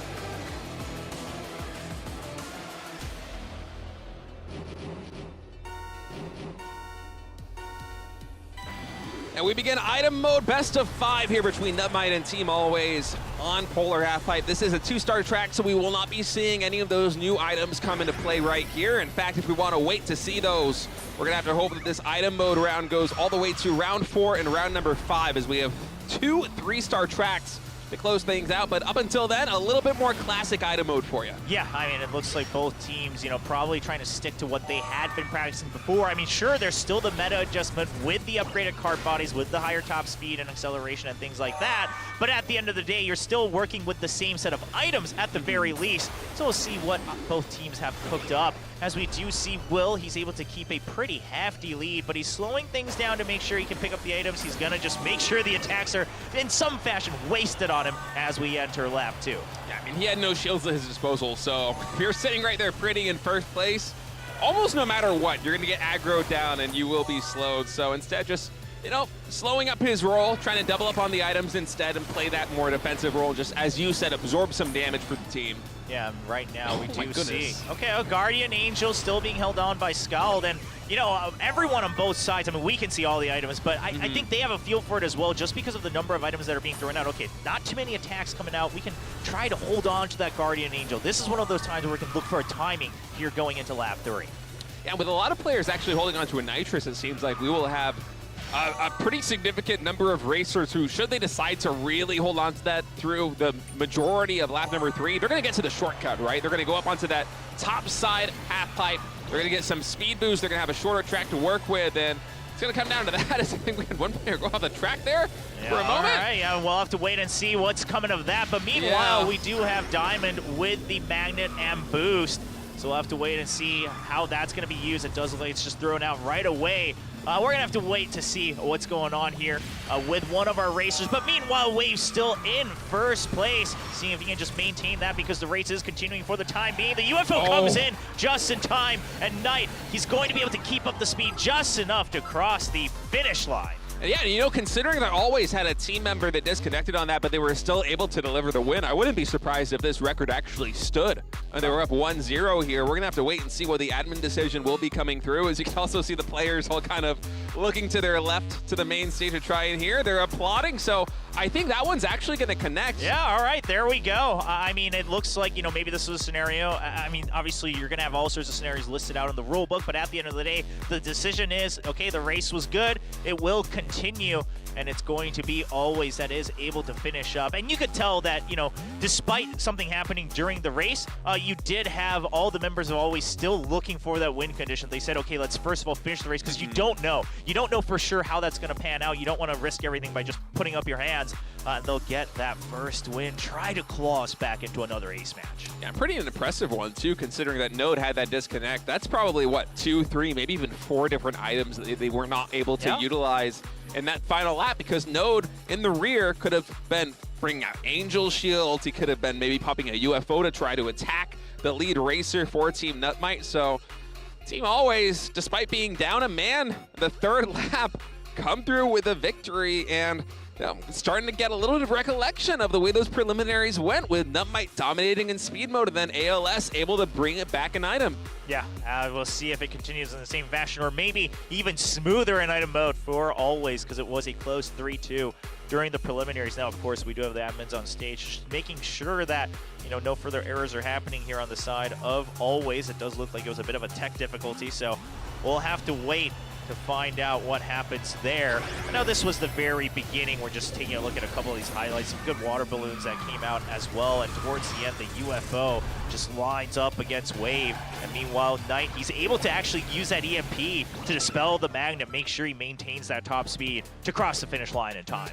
Yeah, one of those relatively rare moments where the EMP actually comes in clutch there for the top players. Super clutch. You know, oftentimes when we're racing and we see people picking up EMP after EMP if they're in the front, it's just like, oh no, this is not the way you want it to go. But when you get to that final finish line, when you get to the third lap and you're closing in on the end of the track, EMP can be so good to disable that UFO or to disable the Magnet coming in and stealing all of your momentum. And so Always was able to get a victory there. We do have a short tech pause right now, as it seems like it was actually a PC issue coming in for one of the Team Always players. I think it's Node, who right now is just getting a little bit of tech support on stage. Yeah, we'll have to just wait to see what the result is there. And it does look like that's Snoopy's father there, or maybe part, you know, with the family here. It was, at least the sign said Snoopy, you know, fighting, your father is watching. So we'll have to wait to see if maybe we can get some confirmation, but I could see maybe some familiarity. So we'll have to believe that it is family out in the audience, and that's pretty common actually here for the KDL. We've had family, you know, relatives, old friends, you know, old school friends, things like that coming out to cheer on whoever they have up on stage racing in the KDL. And it's one of the bonuses, too, of living in a super city like Seoul with a metropolitan area population of, what, like 25 million plus or something crazy, is if you have family, if you're from Seoul and you have family, a lot of your family is going to be in Seoul. And, you know, the studio, the public transport system here, it is absolutely beautiful. It is so convenient. From pretty much all across the city, it's about an hour. Like, I have to come across town. It's an hour for me to get here down to the studio. So some family showing up supporting their players, supporting, nephews, supporting their sons right here on stage. It's always good to have that morale boost of knowing that your family is right there rooting for you. Win or lose, they want to see you go home happy. Yeah, and again, just to have them hear and really see what's going on in person. It's very different than just seeing it on broadcast. I mean, it's a very different feel. You get to feel the energy of the fans and the players. You can see, I think you can get a better grasp of, okay, what does this entail? What kind of work are my friends or my children putting in to become these pro players? And also, how are the fans viewing them? Because when you watch the broadcast, I mean, you'll hear some of the cheering and you'll hear the casters talk about them, but you don't really get a grasp of, okay, like people really like you. Like, you can't really put a number to that. But once you come in and you see all these fans that are like waiting for the match to start, they're making their own signs right outside, and then they're cheering for you loud and clear. Then you get a feel for, okay, like this is clearly the effort is paying off, if this is your passion. I mean, it's not an easy road by any means, as it is for any department if you want to become the top, but it is impressive to see from especially a lot of these younger players like we see on Always. Yeah, that's exactly what I was going to say. For an amateur team coming in, it means a lot to be able to make it here onto the big stage. You can kind of see the pressure a little bit when we get a look at their heart rate monitors. Some of these rookies that enter the stage, they go up about 180, 190. They're nervous. They know that they have a lot on the line. They want to have a successful career here in Kart Rider. They want to fulfill what is probably a childhood dream for most of them to really become an esports pro. I think most people who are really into gaming, I'm sure a lot of viewers that we have at home, you always dream about just being able to somehow get to that stage where you can compete with the best of the best and potentially, pave a path to the championship. And well, I think the difference is between, some people like you or me is that you, especially with a competitive background, you can dream about it. But people like me, we daydream about potentially playing on stage one of these days because we know it's not actually going to ever happen at our skill level. For a lot of these kids, I mean, we have players that are competing here. This is a very young esport Kart Rider drift. A lot of the players that are competing on stage, we look at their player bios before every day when we come in. Every time we have new rookies coming in, we kind of get their bios. And we have players that are born after, 2004, 2005, even younger than that. We actually had an interview done with one of the players coming into this one, and they're like, what happened to you during the preseason? It's like, well, I actually just got my driver's license.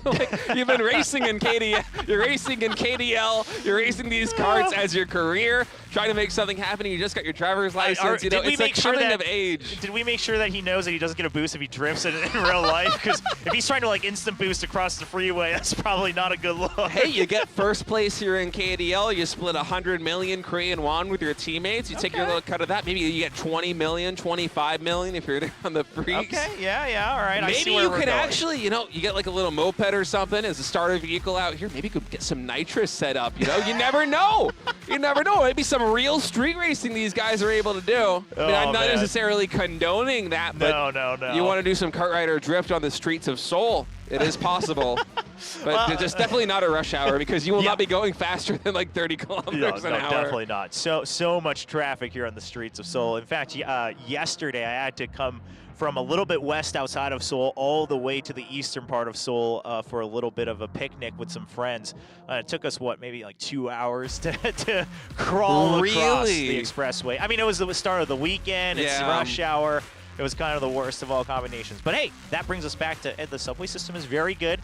And for anyone planning to visit Seoul, in fact, they actually just revamped the design of the subway map. I don't know if you were aware of this. No, I actually did not notice. Yeah, they haven't installed it in all the places yet, but for anyone who's been to Seoul before, it used to be a little convoluted because they tried to make it all rectangular and all these sharp angles, and it's like, well, is this really what Seoul looks like? It's not. It's not. They made it a lot more kind of rounded and realistic in terms of the pathing of the subway tracks. Interesting. Yeah, so hopefully that helps. I'll have to keep a lookout for that when I'm on the train ride home. And guys, it looks like the tech pause finally over. We are ready to go. Nodes PC is ready to rumble as we're going to continue on here in item mode on the map World Tour London Night.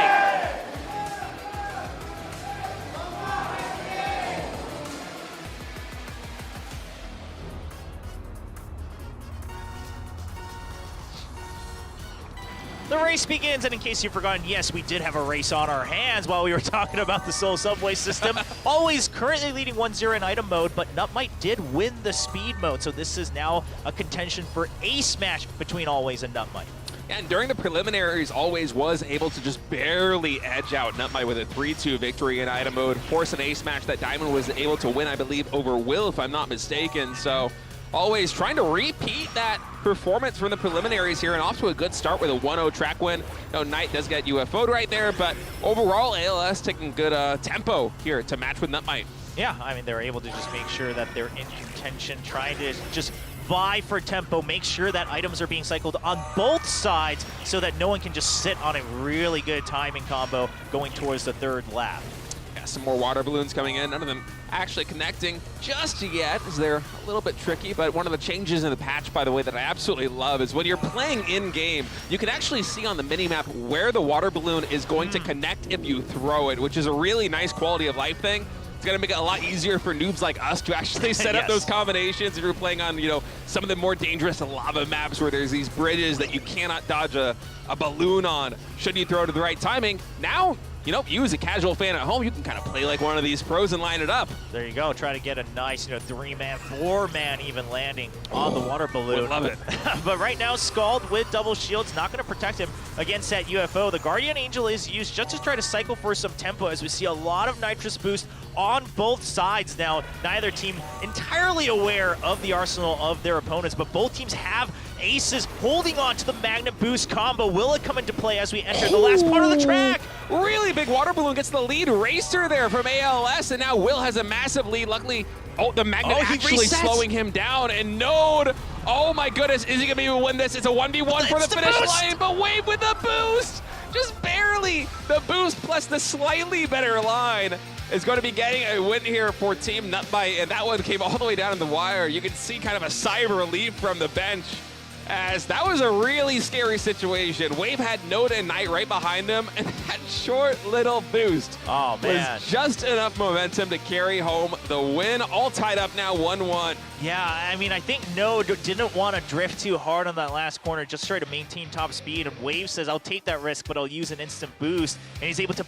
barely overtake him in the last second, even half a second of that track. It was like 0.03 of a second, I think, that actually separated first from second. That's incredible play, and also kind of the reset coming in from NUTMITE. I think it might have been Will, right, who's able to reset off the Magnet, make sure that he's not giving an extra boost to his opponents, and just stop that acceleration, really shut down any sort of hope coming in from Always. Oh, that's a really good point, actually. I hadn't even considered that.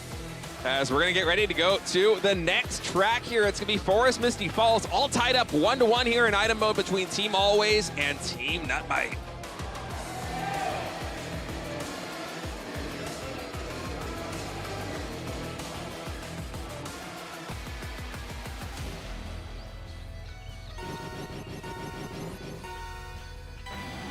Always looking to try and get another map win here to get closer and closer to forcing that ace match here against Team NUTMITE. Move off to a really good start. Water balloon just going to get thrown out here by Diamond, who was hoping to cycle through, but only able to pick up one item. There it is in Nitrous. And Skald actually barely making the shortcut. Yeah, he almost missed it, and that was going to be slightly embarrassing. But he'll be able to land right back on his wheels. Wave continue to keep that lead, Shield and Guardian Angel in tow, and he'll happily cycle through those when needed. And really good use of those instant boosts once again we're seeing. I mean, he's just using that to continue to stay ahead in tempo. I mean, we've seen so many item mode maps, not just here in the regular season, but also in the preseason and the old meta, get decided by a fraction of a second. So anytime you can get those short boosts, just to make your cart go a little tiny bit faster, that can make a difference by the end of the track. Yeah, I mean, and that's where, we don't talk about lines and builds too often in item mode, but that's where you can try to make sure you have an advantage, in the line you're taking as well, right? Maybe you take a sharp drift and it loses some speed, but you instant boost, regain it back, and Diamond does fall off for a brief second, but he still gets to keep his footing on that shortcut. It can be a little bit tricky there on the shortcut. Node able to take it. Will took the long way around, but is going to be able to pass up into first place regardless. Pops a shield to deflect that incoming attack, and actually still has a Nitrous in the bag. So Will with a lot of tempo potential. Should he be able to cycle out this EMP and get some defensive items? Yeah, I mean, you even have your teammates right behind you as well, Snoopy and Wave. So quite frankly, Will, I mean, maybe use it for tempo. Maybe you're able to just keep it as a guarantee at the very end. You have so many options. Now Diamond trying to break apart the power play coming in from NUTMITE, but Wave coming in to block him once again. Yeah, nice attempt there with the water balloon, but NUTMITE had a very good read on it. They were able to play on the side, so no big connections just there. There's a lot of attacks coming in from Team NUTMITE here on the flank. As Move gets slowed down, and Will He's still holding on to that EMP in the shield, and his lead is pretty significant. Yeah, here's the thing. All these attacks that NUTMITE threw out kept always so far behind that they cannot target Will. The only thing that could have slowed him down would have been a UFO early on. He still has that EMP. Now the Magnet comes in, but he's so close. The barricade, he doesn't hit it head on. He'll just bounce right off to the side, cross the finish line, and NUTMITE now leading 2-1 in item mode, 1 track away from securing a team match victory. I think if that water balloon was able to connect with Will, it might have been an ALS victory, but instead, Team NUTMITE just 1 track win away from sealing the deal. They struggled against ALS in the preliminaries in item mode, losing 3-2, but looking very solid here in the regular season, definitely stepping it up. Now we'll see. You know, I mean, it's still only at that 2, right? It could still be a 3-2 repeat of that nightmare. And we're going to 3-star maps to close this one out as well. So there is some potential for a little bit of a shakeup as those 3 new items are going to enter play. Yeah, for those who weren't quite aware, maybe you've stepped away for a little bit, maybe it's your first time trying to get into Kart Rider Drift. We have 3 new items that are coming in here in Kart Rider Drift. We'll explain those as we go through the track, because right now we are getting ready for track 4. It will be bringing us to World Tour San Francisco Seaplane Base.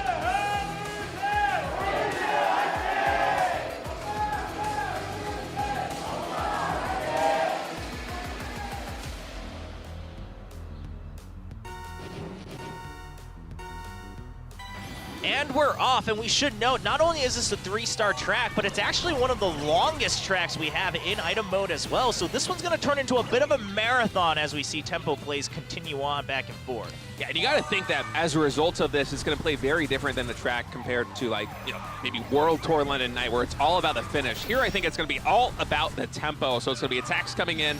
Those sirens potentially, you know, sweeping against your opponents and making them spin out could come really in clutch, as well as these Thunderbolts. You see Diamond right now actually holding on to a Lightning, is waiting for the right moment. I would not be surprised if he just used that here in lap number 1 and didn't save it to the end, because tempo is so key. Yeah, we do see a lot of sirens coming out. There it is from Knight as well, just trying to make sure he causes disruption, make sure that opponents cannot pass them. Ooh, no, and he greeted for the item, but he gets bumped back by the propeller. You got to watch out. We have those obstacles here as well. There's 2 shortcuts we see. The second one here on the right side. Now this one, not as crazy, but we will see. Oh, wow. What an attack.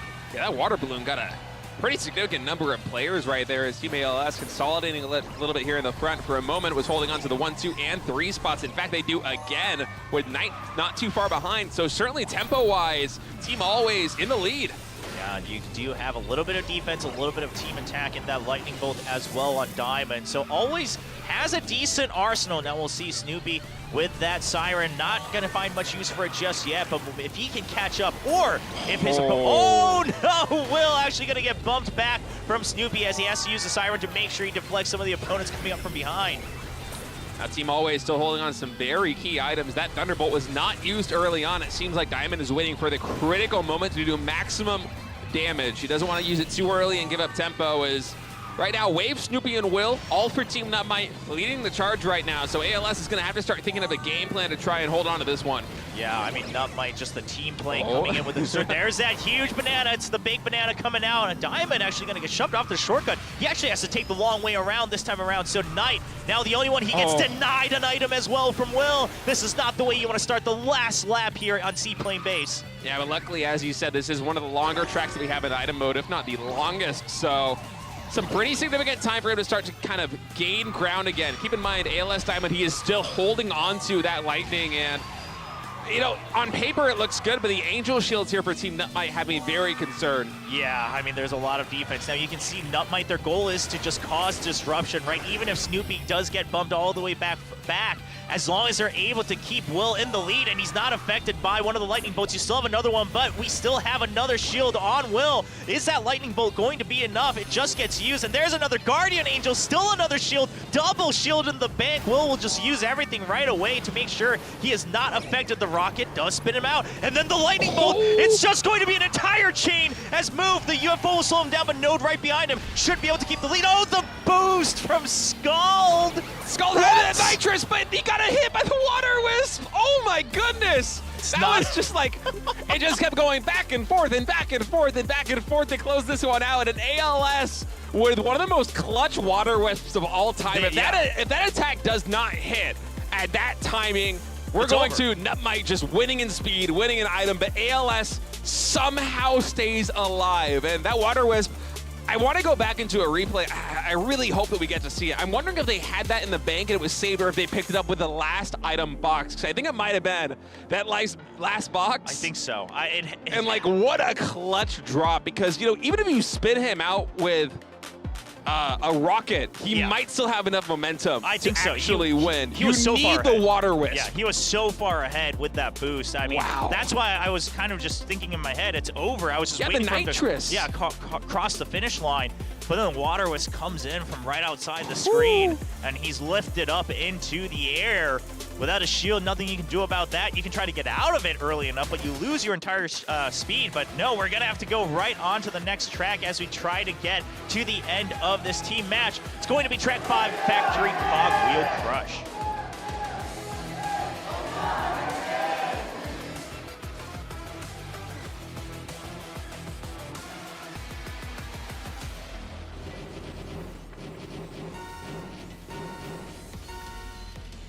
Team Always fighting back to force a track number 5 here in item mode. If they win, we are going to an ace match between Always and NUTMITE. If NUTMITE is victorious, they're going to solidify the 2-0 win both in speed and item.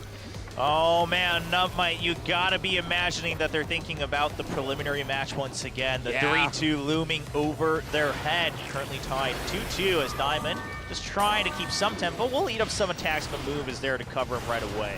I mean, Always was the only team to be able to defeat NUTMITE in the preliminaries. Besides that, NUTMITE went undefeated, but Always did as well. You know, they won that head-to-head battle. They didn't lose a single set to any other team. So these two amateur teams, although they're pretty new here in the KDL coming in, we didn't see them in the preseasons. Already a bit of a rivalry forming, and it's really coming down to the wire here in item mode. Yeah, absolutely. Now, Knight and Snoopy just in time for the shortcut to open up. And, you know, we should mention once again, the Sirens, they're only here on the 3-star tracks, but it just so happens that 3-star tracks, they're more difficult, which means a lot more narrow pathways as well. So you see a lot of players actually using the Siren more for defense than rather attacking.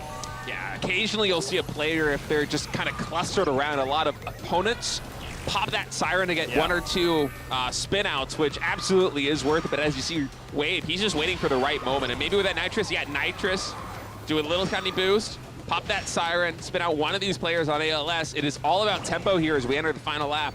Yeah, and earlier we did see Node use the scanner, so he should have gotten sight of at least 1, maybe 2 of the magnets here on the side of NUTMITE. So you have a little bit of an idea that there's a timing play. The magnet can come into real good use as you have the over-under shortcut at the very last part of this track.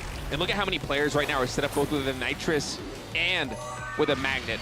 There's going to be some big combination plays coming through that final section of this track. And although on paper it looks like NUTMITE is in a very good position, this is going to open up. Oh, no, gets blocked! No. That might just be it. Denied as we see the entire team of NUTMITE ahead. The magnet resets, so the speed advantage not going over to Team Always. And what a way to wrap things up. NUTMITE will close it out 3-2 in item mode. They win both speed and item, bringing them their first team match victory. What a sick break check there right before it. There was, you know, a fraction of a second where if Team Always, I think it was Node, if he's able to get into that shortcut, he has the items to potentially make a play for the finish line, but NUTMITE recognizing that the window is closing and they can body block him right there. You see the handshakes as they are very happy with that performance.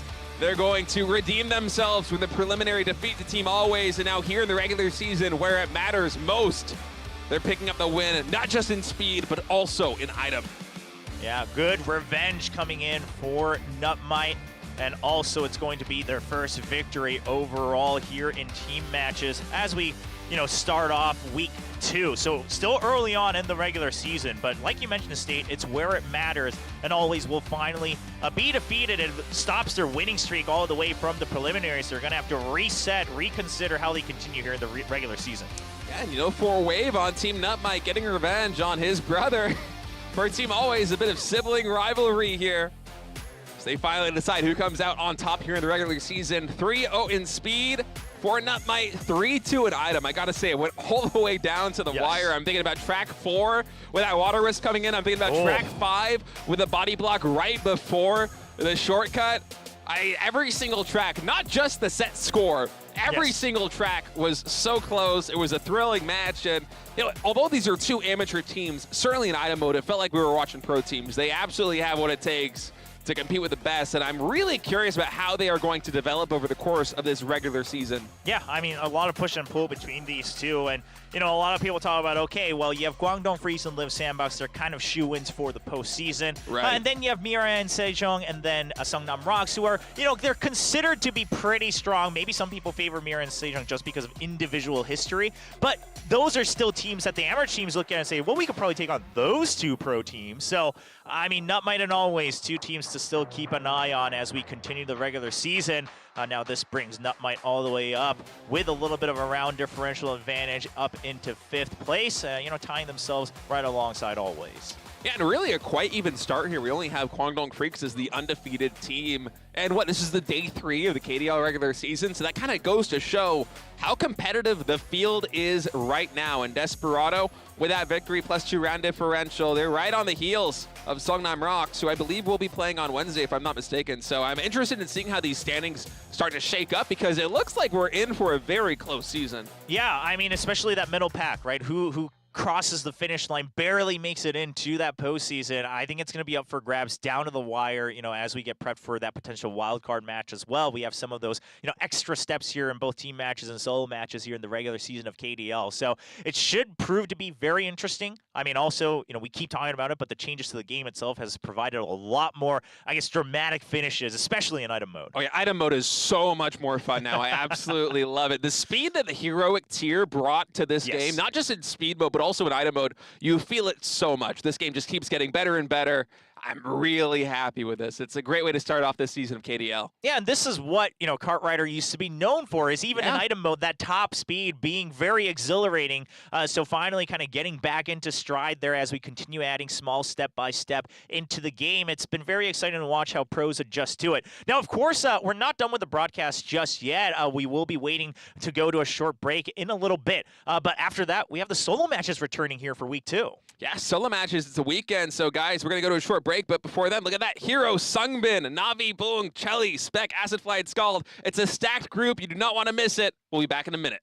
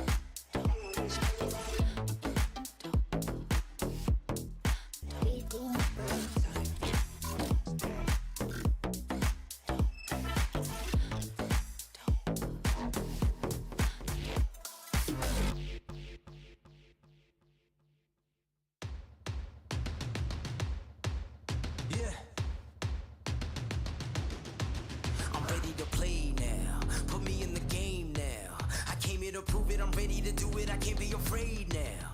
Put me on the stage now, I'm ready to rage now.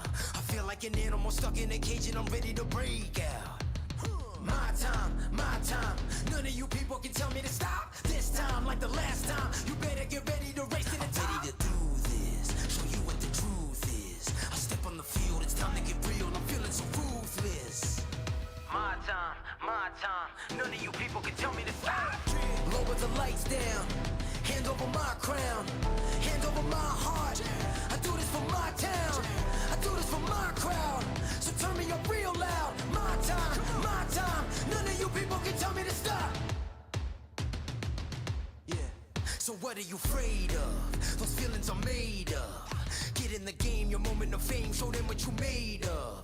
It's time that we stand up, it's time that we man up. For anyone asking who is the best, we putting our hands up. My time, nothing can keep me from reaching the top. This time, like the last time, I'm moving so fast, I'm ready to ride. I'm ready to throw down, it's time for the showdown. I'm ready to rise, don't be surprised, I'll take on the world now. My time, none of you people can tell me to stop. Lower the lights down, hand over my crown, hand over my heart. I do this for my town, I do this for my crowd. So turn me up real loud. My time, none of you people can tell me to stop. My time, none of you people can tell me to stop. My town, my crown, we know what it takes to be reaching the top. We reaching the top, we reaching the top. We know what it takes to be reaching the top. My time, none of you people can tell me to stop. My town, my crown, we know what it takes to be reaching the top. We reaching the top, we reaching the top. We know what it takes to be reaching the top. Lower the lights down, hand over my crown, hand over my heart. I do this for my town, I do this for my crowd. So turn me up real loud. My time, none of you people can tell me to stop. Turning the track up, I'm never going back down. Hand over my heart, I do this for my town, I do this for my crowd. So turn me up real loud. My time, none of you people can tell me to stop.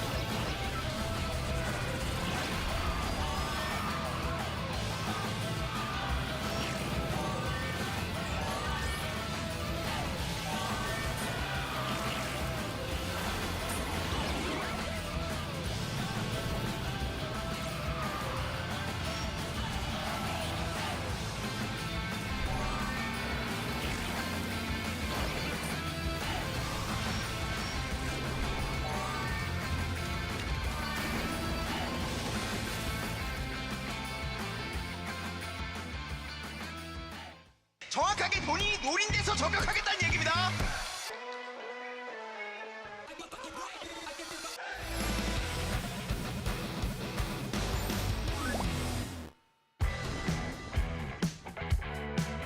바로 리브 샌드박스입니다. 네, 무적함대 리브 샌드박스. 아무래도 병수의 머리 색깔이나 헤어스타일. 병수 머리 어쩌고저쩌고 하는데? 병수 머리 잘생겼대. 아 병수 머리 보고 뭐라 하는데? 병수 머리 파인애플이라는데? 반가워. 반가워. 머리는 게임을 뭐 원래 안 보였어 앞에 오늘 그 아 병수 머리 어떻게 좀 해봐. 나 마이크 커? 아니 괜찮아. 나 지금 어때? 나 괜찮아. 괜찮아. 오케이. 방금 뭐야 굿바람. 나일 거야. 난 안 들렸거든. 오케이. 게임 할 때도 들릴 수도 있어. 근데 게임할 땐 별로 신경 안 쓰겠다. 오케이. 나 신경 쓰면 말해. 그 조파는 참아야 돼 근데. ASMR 들으면서 할게. 오케이. 더 잘 될 수도 있어. 이제 정규 시즌에선 영등급 카트바디의 등장과 함께 부스터가 숙한 바디 4대로 선수들이 팀을 꾸리게 되죠. 나 빨리다. 아, 나이스 내 잘한다. 나 빨았어 왼쪽. 레이스 내생 하나? 처음에 깨다 맞아. 나 2개. 일반 잡아놨어. 나이스 할게. 여기까지 잡았어. 일반 잡아놨다. 빨고 와. 나 직진. 나 빨고 와. 잡았어. 가자. 나이스. 근데 성빈이 거 들린다. 콧바람? 살짝 들린다. 내가 좀 거친 남자야. 그니까. 양 팀의 4번째 라운드에 기다리고 있습니다. 광동의 선택. 사막 빙글빙글 공세됩니다. 다음엔 뭐지? 사빈고? 사빈고. 너 찐집이야. 좋아. 이런 건 진짜 좋아. 나도 찐집이야. 충돌이 많았음에도 불구하고 부스터가 역시 유지가 되죠. 이거 거리 안 되지? 여기만 살자. 안 돼. 죽여놨어 한 명. 나이스. 나 살았어. 신발 잡아놨어. 앞에 이리 뒤. 날렸다. 일대 2대1이에요. 나 오만 한번 죽일 수도. 되나요? 죽였어. 나 오른만 이기고. 좀 여기 박자마. 나 과감하게 할게. 강하게 해줘. 죽였어. 그래서 한 비어보다. 카드 형 타줘. 일대 짧아. 멀어. 걔 하나야. 파이팅. 여기까지. 좀 꼬였거든. 자, 1-3 해야 돼. 1-3 해야 돼. 1-3 해야 돼. 깜짝이야. 나이스. 깜짝이야. 와, 리스 잘 먹었다. 나이스. 리쌤이랑 부딪혔어, 공중에서. 어떤 팀이 좀 더 빠르게 백업을 형성할 수 있을지가 중요해졌습니다. 이게 무슨 ton게? 첫 번째 내릴게. 일단 한번 빨아놓고. 맞지 마. 여기 맞다. 내가 3파 줬다? 턴. 걸렸어. 그만 걸렸어, 봐봐. 나이스. 손이 타줘야 돼 이거. 8-3대까지. 나도 떨어지긴 했거든. 야, 버틸게. 뒤에 올 수 있어? 나 왔어. 뒤에 템 하나 빨고 미들로. 자, 뺐어. 계속 간다? 형빈이 어떻게 갈지 봐야 됩니다. 천사의 눈을. 어떤 판단? 턴. 야, 이겼어. 나이스. 막았어. 나이스. 피널 e스포츠와 바로 이 성남 락스. 서로가 정말 잘 알고 있는 이 두 팀의 승부기 때문에 더더욱더 좀 궁금해지는 그런 상황이 되겠는데.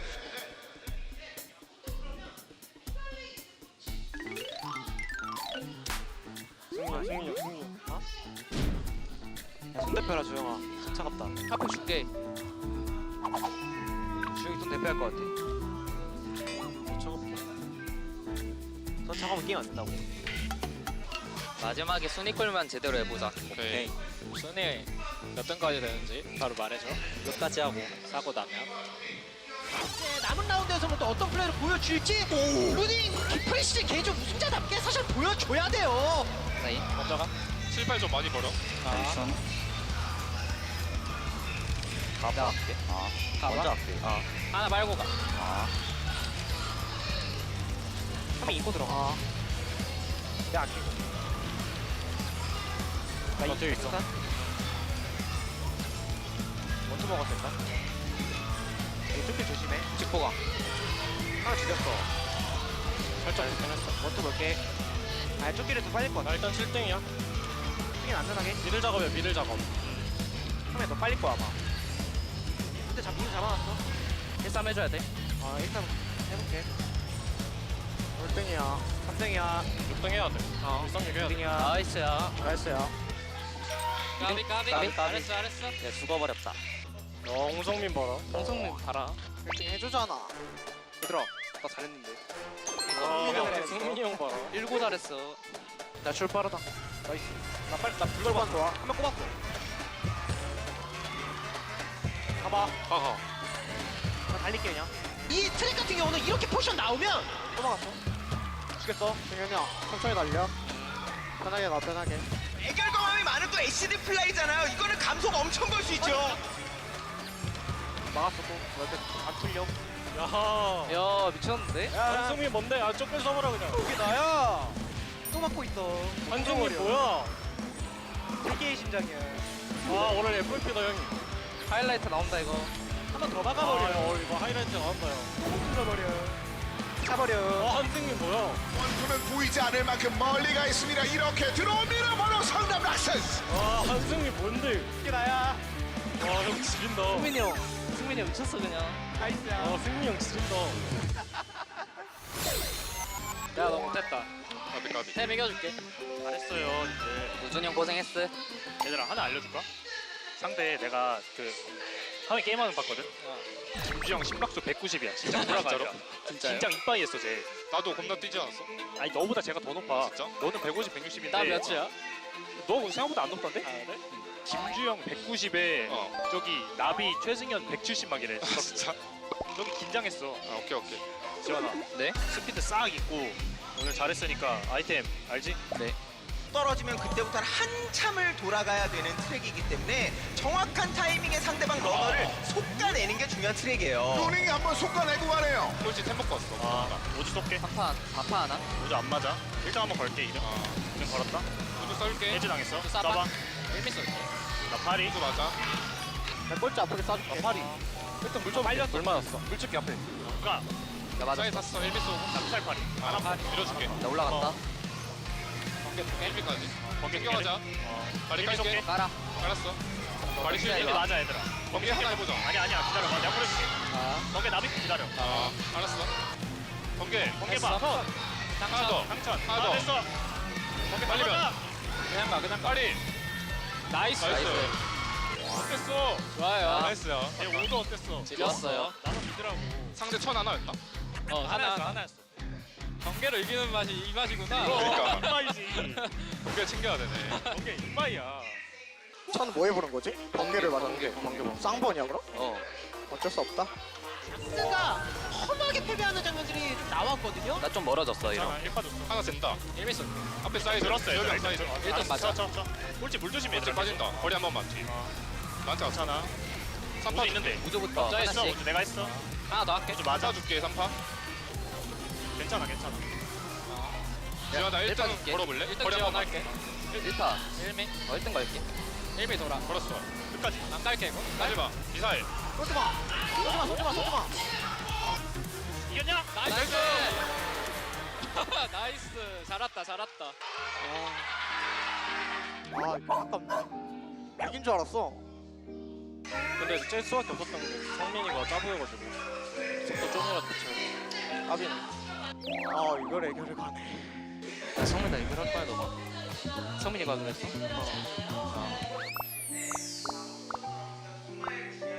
너 개인전 최강자다. 이겨줄게. 그리고 앞쪽 선점했으니까 일단 점프대 부분까지는 안전하게 가다가 두 번째 랩 접어들고 나서 그때부터 싸우자라는 생각이겠죠. 정확하게 본인이 노린 데서 저격하겠다는 얘기입니다. 착지들 있잖아요. 예, 가면서 여기서 안쪽으로 그렇게 들어옵니다.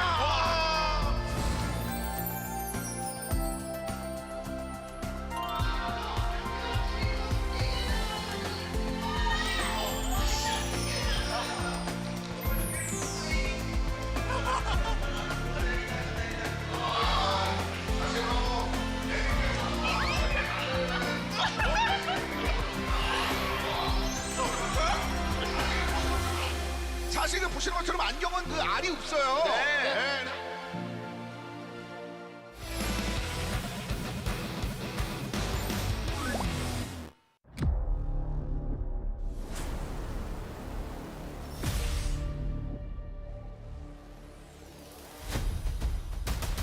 I come direct if you come to my check. If my name in your mouth, better add the respect. Otherwise, pressure gon' be at your neck when I burn you like. This ain't a game, my aim is to throw. I'm much higher than you, like a rocket, a drone. I'm powerful, think of a stone. Throw it off in my brain and I'm back to the bone.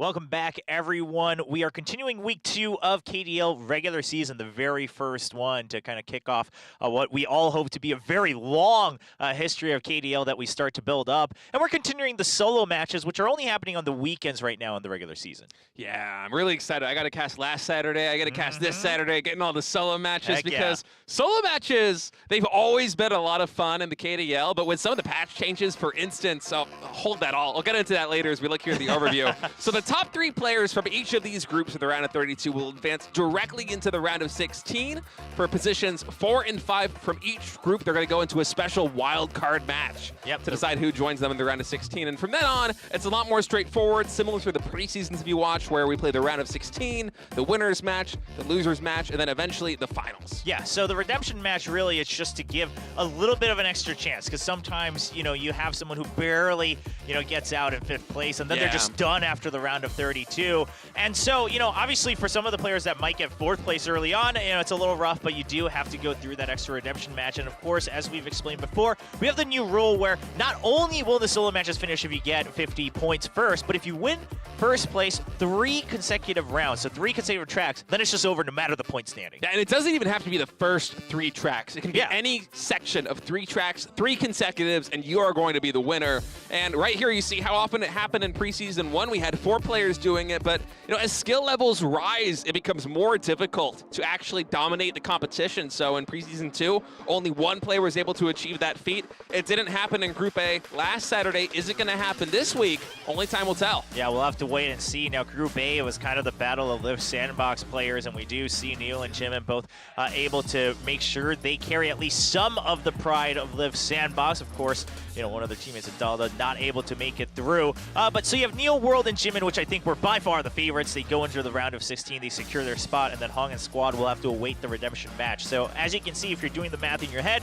3 players from each group will be guaranteed into the round of 16. That's 12 players. And then you have 8 players going into the redemption match. 4 of those will then round out for the round of 16. Yeah, and I really like that rule change, too. It was a little confusing the first time I heard about it, but then when I understood, it's just that one final match, 8 more players. I love it, because some of these groups, they can get absolutely stacked at times. And you know, this way, the best always are going to rise to the top over time, as we're entering a solo match with really a pretty wide array of players. We have a couple of fan favorites coming in, but also a good number of rookies here in Group B. Yeah, I mean, let's start with some of those favorites. It's going to be Hero with the yellow stripes in that top top seed here. And you know, he says, okay, I want to make that consecutive 3-round win happen, try to end this solo match early here in the round of 32. Yeah, and I think it's actually probably one of the groups that has the highest chance of this occurring, because there are so many rookies that are either making their debut or one of their first performances ever here. So we see Navi on screen, round of 32, Group C, top 5 there. So you know, not the best performance so far in solos, but still consistent enough to come through here in the regular season. Yeah, we'll have to wait and see some fans for Navi out in the audience. And then we have another Rocks player. We actually have 3 of the Sungnam Rocks players in the same group today. And he's talking about, that's not my name, so boong is the sound for the farting noise, you know, in Korean. That's what people write it as. So he's saying that's not why I named myself boong. How many times did he get asked this to have to make? But here's the thing, that's thing? what I thought of too when I saw it. So, I mean, maybe you got to choose another different name. But here's that 3rd Sungnam Rocks player. It's going to be AcidFly. In State, you have some big hopes for this guy. Yeah, AcidFly, I was very surprised in the fan vote. He was so low on the tiers, because at least from the games that I casted from him, especially in preseason 2, AcidFly, it feels like his mechanical skill, it's very high. It feels like he can hang with the best of them. And in a group with so many rookies coming in, now I look at this, I see Hero and SUNGBIN as the favorites. SUNGBIN right now on screen. I mean, this guy just perennially is scary. If I can eliminate... Oh, so that lake is right behind the studio, by the way. It's what the amusement park here kind of looms over. Yeah. And then he says, okay, if I get eliminated today, I'll run outside and dive in. By the way, it's gotten chilly at night, so he might have to eat his words here a little bit if things go awry, but I can't imagine that that'll happen. Yeah, I'm really thinking that him, AcidFly, and SUNGBIN have the best chance of advancing. For guys like Skald, where you know they don't have quite as much experience, quite as much success in the solos, it's going to be difficult for them to hang with these top dogs. And by the way, for the upgrades, I don't know if you guys have noticed yet, but I think every single person is running the 7-4-9-2 here in this group. Yeah, I do believe so. So, I mean, once we get another chance, we'll try to keep our eyes on that. But seems to be the same idea across the board. And now we start to look at some of these rookies like ChelLy and just saying, okay, SUNGBIN, let's qualify together. All right, I mean, ChelLy, if you're able to qualify in the top 3 here in this group of round of 32, huge props. Yeah, that would be pretty remarkable. And actually some fun facts about ChelLy coming into this one. So he's majoring in security science, and apparently our production also told us he's a master of Taekwondo. Like, he's very gifted. So yeah, I'm kind of wondering, you know, how is that going to factor into his body fighting when we come in? Like, he's going to be colliding with a lot of other racers? I mean, maybe he's able to just body block everyone out from the podium, and he's able to secure it with what he's learned from his security studies. Of course, SPEC, another rookie here. And now SPEC is actually a bit of a dancer, we're finding out. He's part of the dance club in his university. Maybe if he's able to qualify right away, we do a little celebration on stage. Oh, I like that idea. Yeah, celebration ceremony. Maybe ChelLy actually beats him, walks over, just does like a slam on him, martial arts him to the ground. Gets him into a headlock and says, no dancing on stage. But by the way, our writers confirmed that they actually checked in on his YouTube, and he is a good dancer, in case anyone's wondering. So I like that they had the tenacity to be like, okay, we're going to just confirm that he's a good dancer. He's not a bad dancer. He has what it takes. Let's see how he dances here on Snowbound Slopes as we kick off the Group B for solo matches here in the round of 32.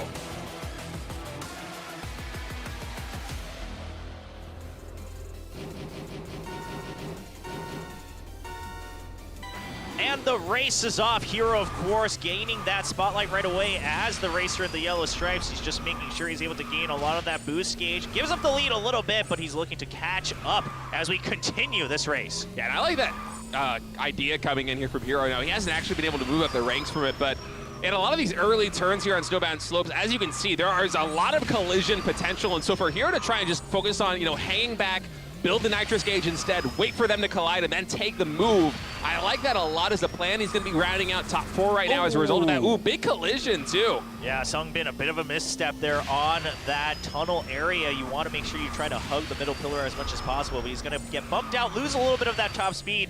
Gonna have to regain it with the boost. As ChelLy right now, he's in the lead, trying to prove himself as a rookie coming in. He has not competed in the professional league of solo matches so far. Yeah, this is his debut performance, and here on track number 1, off to a really great start here as we're rounding out the first lap. Now SUNGBIN, the veteran here, coming in close behind him. We'll try and draft it, eventually make a pass if he can.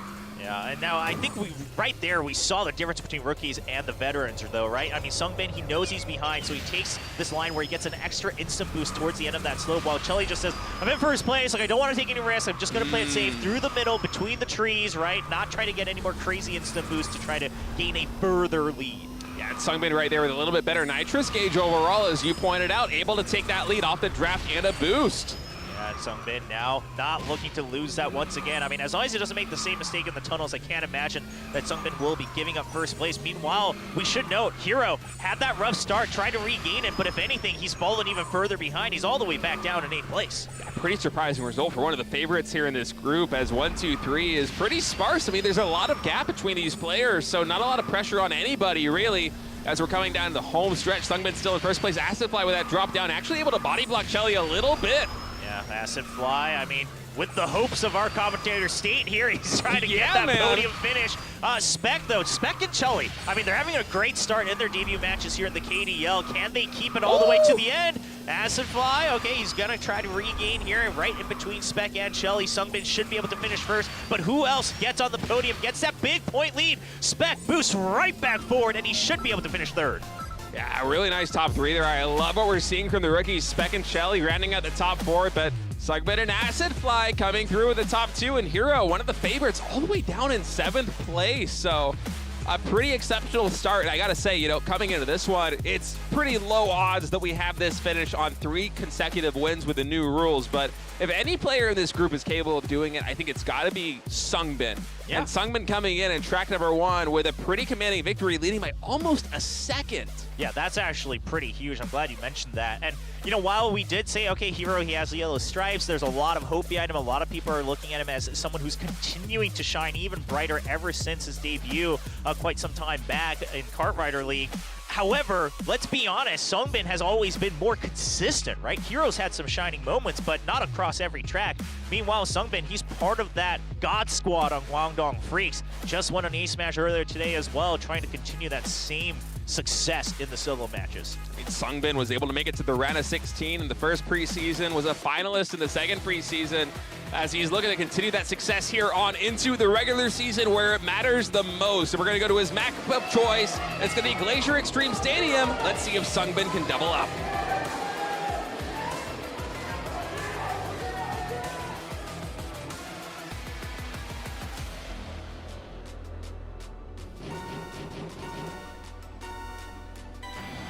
Once again, we are off here. SUNGBIN with a very good beginning here on his map of choice. You love to see it as he just edges out everybody from the starting track.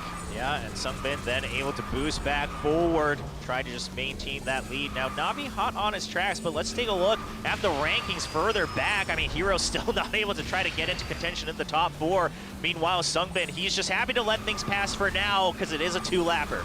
Yeah, I think for SUNGBIN, of course, you want to have that top 3, or that first place on your mind for 3 consecutive wins, but really anything close to the podium, I would not be surprised if he's just very happy with that, considering what a commanding position he is after that first place win. Now, here we go, coming into the hairpin turns. We'll see if SUNGBIN actually tries to make a play here on Navi. You see each consecutive turn got a little bit closer there, but actually Skald able to move up into the front for a moment. Yeah, and I want to say SUNGBIN, he's playing things really safe right now. Yeah, he doesn't want to risk getting collided off of the track as he sees Skald trying to play pretty aggressively. He's just going to make way, has confidence as he's able to boost back forward, at least get that podium finish like you mentioned, Steve, because, hey, listen, I mean, if you get the 3 in a row, that's great, but at the very end, if you're just able to stay ahead of points, you're still going to make it to the round of 16. Yeah, it really matters just getting top 3 in the group, but SUNGBIN, despite playing very safely and conservatively, once again gets in the first place. And look, again, another rookie, ChelLy coming in. ChelLy has been playing very well in both tracks. I mean, even on that first track, he's able to come in 4th place. He's actually overtaking SUNGBIN for now. Now SUNGBIN still has an opportunity on the airpins. He's setting up for that wider start on the very first curve, and he will be able to dash right around ChelLy. ChelLy doesn't look like he's going to have the distance. Navi actually with a sharp jump, but SUNGBIN's too far ahead. Nobody in draft range. SUNGBIN, he's going to get 2 out of 3 in a row right off the bat in the round of 32. Oh my goodness, William SUNGBIN is on fire right now. And let's go back to lap number 1. You know, he was playing conservatively. He wasn't taking risks. He didn't want to collide. He was playing safe. And, you know, oftentimes you play that style, you're not looking at first place. You're looking at a podium finish. You're looking at a top 3, maybe a top 4. But SUNGBIN in the second lap absolutely found his window. He turned up the heat. And once again in first place. So in a way, we are kind of on match point right now. It's been 2 tracks, but if SUNGBIN wins the next track, we're going to have the fastest possible solo group, because the new rules, you win 3 consecutive tracks in the solo, it's over. Yeah, and the crazy part is that means the point cutoff happens right there, and Hero currently only 1 point on the board. He would be eliminated, not even redemption match territory. He would just be out if he continues to be in 6th, 7th, and 8th place on the 3rd track. That's right, I didn't even consider the implications for the people right now at the bottom of the board. Yeah, for Hero, a cumulative score of 1 point. He's got to be feeling a lot of pressure, because if SUNGBIN wins, is there a world where he's able to get to the redemption match? I mean, even with a 2nd place, it's kind of sketchy, right? It's actually very sketchy. Yeah, you're right. I mean, we'll have to wait and see. And there's another track that all the Guangdong Freaks racers are really good at. Of course, SUNGBIN's choice. We go to Zigzag Timberland.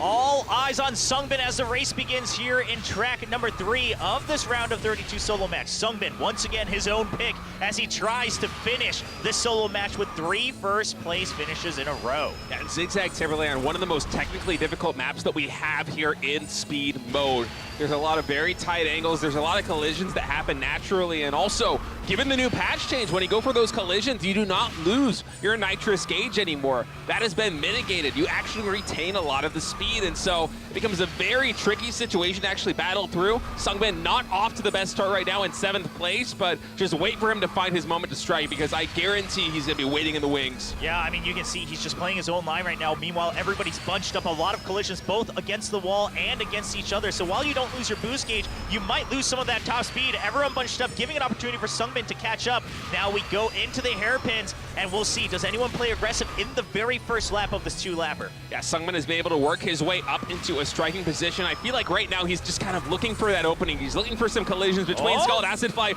Oh, with that tight cornering, able to pass 1 or 2 racers. And here on this outside line, he's going to actually gain ground on this straightaway with his great nitro gauge. Oh, that collision's so good. He's now in 3rd place. And listen, if I'm Hero right now, sure, if you get 1st place, that's great. But if you're not able to get 1st place, you might as well block SUNGBIN out. Because if he finishes the race right now, Hero, you are eliminated potentially from the solo matches entirely of the very first regular season of KDL. Hero only has 1 point on the board right now, so it's absolutely critical he gets 1st or he stops SUNGBIN from getting 1st place. And SUNGBIN, through all of this battling, he was waiting patiently from lap number 1. He is now in top 3 in striking distance of being the first player to close out a solo match with 3 consecutive wins. AcidFly's holding on to that 1st place as much as he can. Hero finally a little bit of breathing room. Not only is he able to put SUNGBIN a little bit further back, but SUNGBIN, just look at the way he finds these opportunities on the drafts. He's continued to contest against Hero, and now the pressure. Will it get to Hero? SUNGBIN finds the inner line. And if we go this route, Hero, he may be in trouble.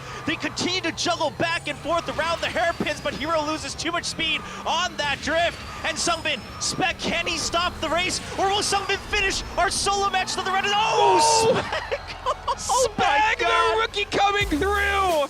Able to, by a fraction of a second, unseat SUNGBIN, and that one became so close there at the end. Every single hairpin turn, another player was passing another player, and it seemed like SUNGBIN was finally going to get the opportunity to win, but SPEC says no, you are denied. And for Hero right now, who did not get a podium finish, he is breathing a sigh of relief because now it's been reset. Yes. There's no more 2 consecutive wins. It's SPEC with 1 win, and you're now looking once more at 50 points as the cutoff. But man, I was getting heart palpitations watching SUNGBIN work his way through.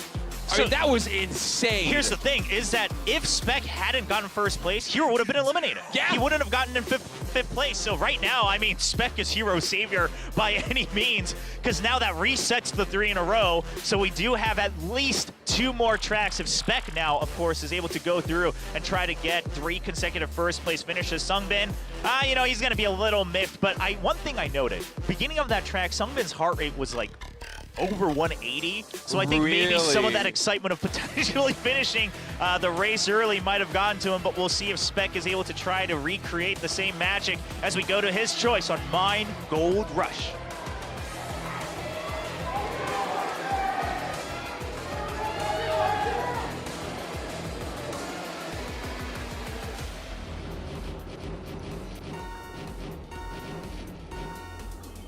SPEC making his KDL solo 1st appearance, able to stop. Really a historic moment, the first ever 3 wins in a row there for SUNGBIN, as SPEC had some absolute late game heroics on one of the most technically difficult tracks that we have here in speed mode. Now on Mine Gold Rush, really another challenging one. SPEC, the rookie, coming through, showing a lot of confidence. Yeah, but look at Hero. I mean, he's saying, okay, I got a 2nd chance. I'm not letting this go. I want to make sure I'm always near the podium to at least try to regain some points. SUNGBIN showing up out of nowhere once again. I mean, this is how you know he's a veteran. He's just waiting for the right opportune moments. You can tell that when he doesn't have opponents around, he takes just the most optimal line that he's used to during time attacks. But once there are opponents, he waits for that draft to try to even go on the outside and overtake the opponents in front of him. Yeah, and in the current meta, because collisions do not diminish boost, we're seeing a lot more body fighting actually taking place. And so for SUNGBIN, I think it's a really smart play to just, like, as you said, take the best possible line, focus on nitro gain, and then just make sure that you're in drafting range to make a play, the same way that he's doing right now. If there's a big collision between Hero, BBoong, or SPEC, he's just going to go for it. But in fact, just taking this tight inner, he doesn't even need to wait for that moment. He's right back into contention. Yeah, and he gets the draft right off of the jump as well, and that actually pushes him right up against Hero. Hero was not ready for this one, but Hero right now, you've been giving a second life here thanks to SPEC, the rookie, and he wants to say, I want to continue to climb right back up, maybe even get his own 3 in a row. BBoong contesting for that here in the second lap. And getting closer and closer to that finish line as we're about to enter the tunnel. Skald and SUNGBIN neck and neck here for first place. SUNGBIN is leading right now as we have 500 meters left to go. Will SUNGBIN be able to take this tight inner line? He does have a nitrous. He's going to go for the trap, and it's actually going to be BBoong coming in from the outside. No! Skald on the right. I'm surprised he was able to maintain the speed. I really thought BBoong was going to be able to unseat him there with that trap, but in fact, it's going to be Skald coming through and picking up the win, really shaking things up. Yeah, I mean, Skald just shoots right up to the front, because right up until this track here, round 4, we actually had ChelLy and SPEC, the 2 rookies, coming in and continue to get second and third place in terms of points. But now Skald trying to put his name up there alongside BBoong. Of course, going to be setting that record here for the solo matches. We'll see who unseats that in the future. Very close race there between Skald and BBoong all at the end. And SUNGBIN, you know, he didn't get the first place, but hey, second place in the previous track, third place in this one. He's sitting at double the next closest opponent, 32. Oh, so for SUNGBIN, a lot of the pressure, it is off. Yeah. You know, you have pretty much booked your ticket into the next match, the round of 16 redemption match. I would be shocked if he had to find his way into that one with the way he's racing today. And so for everybody else in the lobby right now, it's kind of a battle to get that top 3. You don't want to go all the way down to the redemption match and risk losing your chance of moving on to the round of 16. Let's see what happens now as the solo races continue on. WKC Brazil Circuit.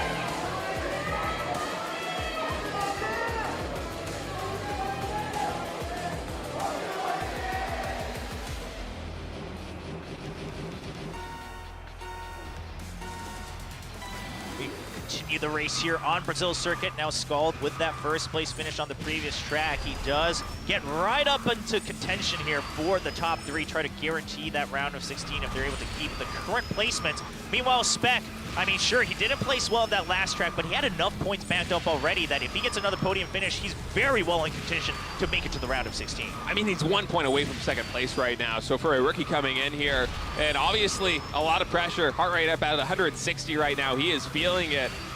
He's still delivering. You know, he is having a fantastic debut performance here, and he's once again in contention. You know, he falls down to 6th place, but we have seen him time and time again be able to recover and take opportunities like that one. When collisions happen, he will close the distance. But now, BBoong, Hero, leading in 1 and 2, and Hero, I gotta say, man, is one of the favorites coming in. He desperately needs to start showing up. Yeah, it's not going well for him at all. We do see a couple collisions against the tires there, but nothing to stop SUNGBIN entirely in his tracks. Meanwhile, now it's interesting to see that BBoong finally in that first place. Another player we thought had a decent chance, of course, being part of that Sundown Rock squad. We haven't actually had much reason to talk about him. Nothing too bad, but nothing too great either.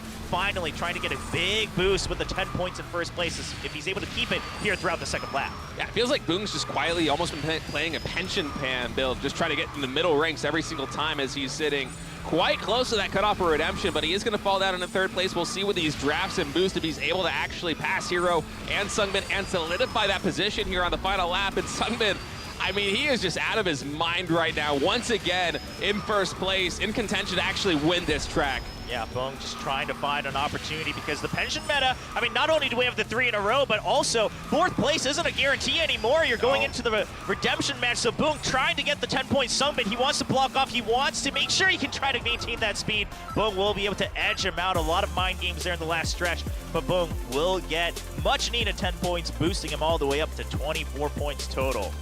Yeah, and William, I mean, Hero did not pick up any points there. That was a 7th place finish.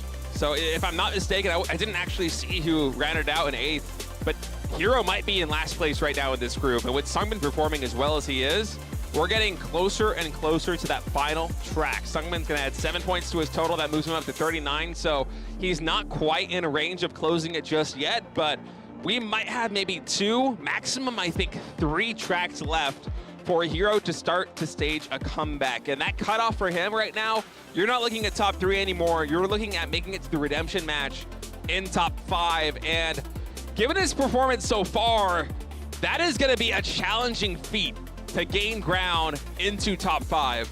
Yeah, I mean, we'll see. Again, not only do you want to get to top 5, but I mean, you want to, obviously, for most players, you want to get into the top 3, but for some of these, like Hero, you need to just get into top 5, keep your tournament life alive as we now go into BBoong's choice in round 6. It's going to take us to Village Boom Hill Tunnel.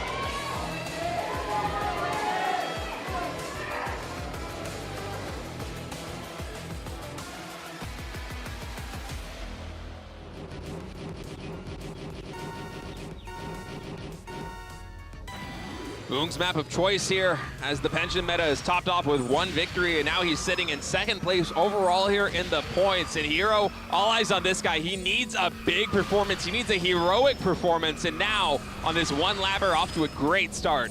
Yeah, but like you said, State, I mean, how much time does he have, right? SUNGBIN is so close to the 50 at this point that any finish here and another, near podium finish, and the race is over regardless of who gets first place. We'll have to keep our eyes on that, but the storyline is Hero, can he at least get into top 5, get that redemption match, try to return for another day of solo matches? Right now, he is 10 points away, and that top 5, I gotta say, it is stacked. It's not like it's just a couple of players. Pretty much everybody right now feels like they are in a spot to go to that redemption match, except for Hero, who is bottoming out. But here, he's racing very well. He's back in the first place. This is a 1-lapper. It's one of the shorter tracks here on Boom Hill Tunnel, as Hero's going to go for the high ground. SUNGBIN playing the only one to actually go for that longer line. Yeah, just doesn't want to take any chances, right? Just says, everyone else, make your mistakes. I just want to make sure I'm not losing too many points. He knows how far ahead he is. Meanwhile, Hero, he desperately wants the 10 points. Not only does he want the 10, but he wants his own track of choice. But BBoong right now holding on to first. Hero,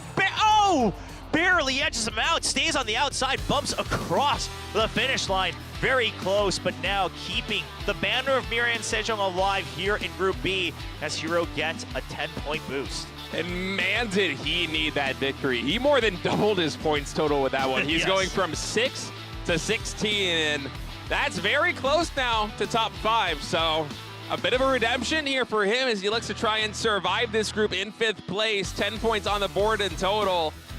And the pressure has to be so high right now for Hero. Even coming down to the finish line there, BBoong almost got his 2nd win in a row, which would have been absolutely insane. And you see, right now the standings, Hero, he is finally back on the cusp. He's 1 point away. You can see, you can see he's running the math, and he says, ideally, you just need to get first place again, right? You can't take any chances because, if SUNGBIN gets first place, the race is over. If he gets 2nd place, the race is over on the next track, more or less, unless he, SUNGBIN catastrophically falls down to the 7th and 8th place. So Hero, he's going to take us to Mexico as we go to a new track here in the regular season. It's going to be WKC Mexico Touring Rally.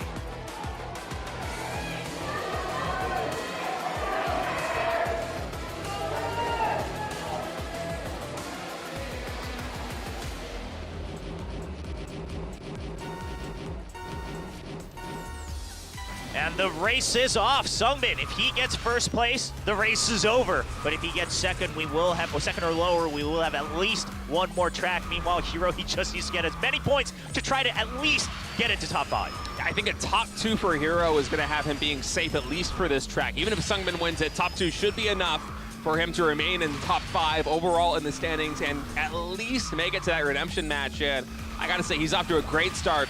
This track and the previous track has been so far a phenomenal recovery from really a dismal beginning to this group. Man, but look at the way SUNGBIN's playing. He knows that he's pretty much locked in for top 3 in points no matter what. So once he senses the collisions are coming, he just backs out, says, okay, I'll take the wider line as long as I can maintain my top speed, I can maintain my boost gauge, I'll be able to cash back up, get enough points, finish the next 2 or 3 tracks. I like him sacrificing his speed just a little bit to go for that boost gauge whenever there's a situation where there's going to be collisions. This wasn't even just his MO once he solidified this position in number 1.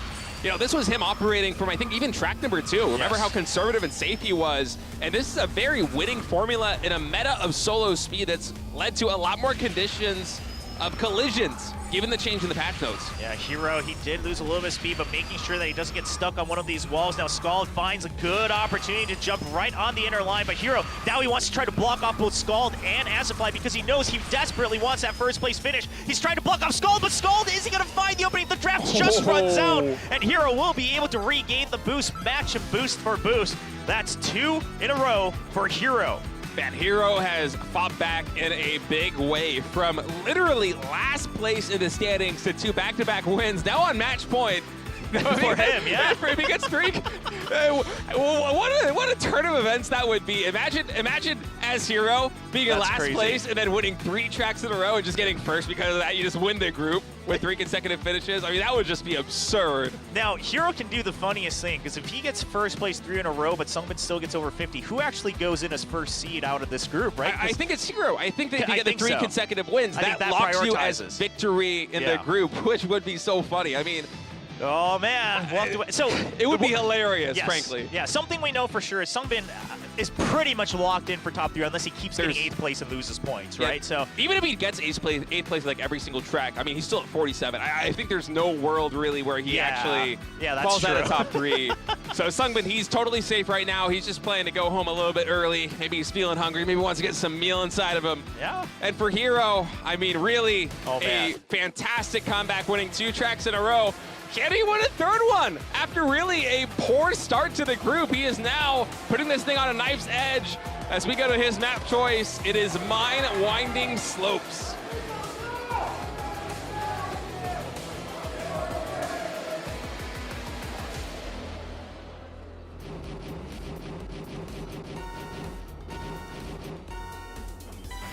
Hero on a 2-winning streak. Not something I anticipated after the way this group started, where he was in single digits up until that first win with only 6 points on the board, and another very good start. You know, he's only in 3rd place, but that's absolutely in contention. Yeah, I mean, Hero, he's looking to try to finish things off. That way, no matter Sungbin's finish, Hero is going to be able to make sure that he locks himself in for the round of 16. Meanwhile, we should know, ChelLy and SPEC, the 2 rookies, they're probably, I mean, SPEC falls off there as well, but they're probably a little frustrated at Sungbin for not finishing the 3 in a row right away, because they would have been locked in for round of 16. Currently, they are facing elimination with the point standings. Yeah, they had a great start to this group, but I mean, it kind of is a race of endurance here with these solo match after solo match after solo match. You have to continuously perform at such a top level, as Hero with some monster collisions is going to fall to 7th place. So I think almost undeniably the 3-win streak, it is off the board.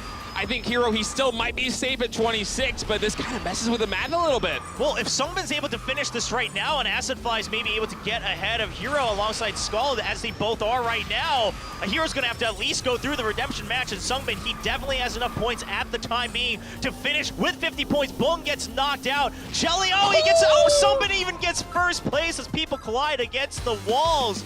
And we do look at the standings right now. AcidFly finishes ahead of Hero, but not Skald. So, yeah, it's a little bit tricky. There's so many players that are around that 26 to 30 point mark. It's going to be hard to see. My math, my arithmetic, it's not good enough to be able to call it right now, but I think he's going to the redemption match. I think so, because BBoong had 31 points, and he sits at 31. Hero would have had to get at least 5, but he's not in the top 4. So I think Hero gets pushed out as Skald gets ahead of him. No, actually, Hero barely. Well, so he's in the redemption match. He's in the redemption match. Okay, excuse me. I went back to my preseason brain where top 4 send you to the round of 16. Yeah, he is in the redemption match along with Skald, and I gotta say, ChelLy and SPEC, they had a tremendous start to this group, but kind of a heartbreaker for them as it went long and they did not have the endurance to keep up. I mean, it would have been a crazy story, right, if we had Sungbin finish with 30 points and then ChelLy and SPEC get locked in for round of 16. Yeah. It was very likely. However, Sungbin says, I'm not gonna agree for it. I'm just gonna play it safe. You see some of the rookies there just cheering on, their other competitors here in BBoong. The punishment meta actually pays off. I think he was feeling the pressure when Sungbin won 2 in a row right off the bat. But BBoong, he's able to get enough points, locks himself in for the round of 16 alongside AcidFly. Told you, man, you gotta believe in AcidFly. The fans, they weren't voting for AcidFly. I was in disbelief because I look at this group coming into today and I'm like, man, Sungbin, AcidFly, they're absolutely gonna make it. I was expecting Hero to join them, heading right into the round of 16. But I think his chances of emerging victorious from the redemption match very high. You only got to get top 4 to survive and book your ticket to that round of 16. So that's going to be a match to watch later on in the season. But for now, Sungbin, AcidFly, and BBoong just kind of rejoicing in this victory, savoring the moment. Well, now this does mean that Hero, he gets a second shot, but he's going to have to enter that redemption match. Eventually there, he will have to get into the top 4 to make it into the round of 16. Of course, that's alongside Skald, which means that out of the 3 Sungnam Rocks players, Navi will be eliminated. So only it's going to be AcidFly and BBoong, moving on from this Group B competition of Sungnam Rocks racers. And truly a dominant performance from SUNGBIN. Oh, 57 yes. points in total. The next closes at 31. He almost doubled the Yes. group. I feel like we haven't really seen this kind of dominance since one of Neil's groups earlier on in the preseason. That's just a tremendous showing from him. Yeah, I mean, once again, he won the ace match today as well. SUNGBIN continued to prove that while he might be one of the quieter members in terms of overall team play performance, when needed, when it comes to these speed races, he's one of the best, even on KWANGDONG FREECS. Yeah, and I feel like the way that he was reading the meta was so smart overall. I love how you pointed out that he would just kind of hang in the back. He would build his nitro stage. He was focused on that. And then, you know, use a draft once the collision comes in to pass everybody and book his ticket. And that almost led to him winning the first 3 tracks on the board. I think in total he won like what, maybe like 4 tracks in total at first place, which is just absurd in a group that, you know, yes, it does have a couple of rookies, but also has AcidFly, it has BBoong, who had a great performance, has Hero. So SUNGBIN in dominating form. I gotta expect him to make it to the finals if he can continue to race at this level. Yes. Yeah, absolutely. I mean, I'm glad that you mentioned that that's part of the meta, because obviously we see a lot of people play more aggressively now because you can maintain your boost gauge. And part of that came into play in our very first match of tonight. It was the team match where SUNGBIN actually did play in that ace match against Desperado, and KWANGDONG FREECS able to defend their win streak here in the regular season. Yeah, despite losing 3-0 in item mode, though, you know, it's a bit of an eyebrow raiser there. You know, Desperado having Banana, of course they're going to be strong in item, but 3-0, I'm a little concerned for the FREECS, although we were even talking about the meta. Now that it's faster in item mode, it might favor their style, but it certainly hasn't just yet. No. And then you go back to that ace match, too. SUNGBIN, when he took that wider turn, he had the sole read on what the angle was going to be from his opponent, Ghost. And if he didn't have that read, if he doesn't get the block, KWANGDONG FREECS easily could have lost this match. So really, SUNGBIN just coming up as an MVP, not just in this team match, but also in the solo matches today. Tremendous performance from him, but for the FREECS, I think it's going to be a pretty competitive season. Yeah, it's not going to be a shoo-in anymore for that trophy, the very first of KDL. Meanwhile, our second team match, we did have 2 of the amateur teams, and actually a bit of a revenge match, as always, did defeat NUTMITE during the preliminaries. But NUTMITE, they were able to get their revenge, and of course, a little bit of brotherhood rivalry between Move and Wave, as always, now tied 1-1 between the brothers. Yeah, unless we go to the postseason, I think we're going to have to wait until that tiebreaker comes in. It's either going to be the postseason or the next season of KDL, right? But yeah, a fun little storyline to follow.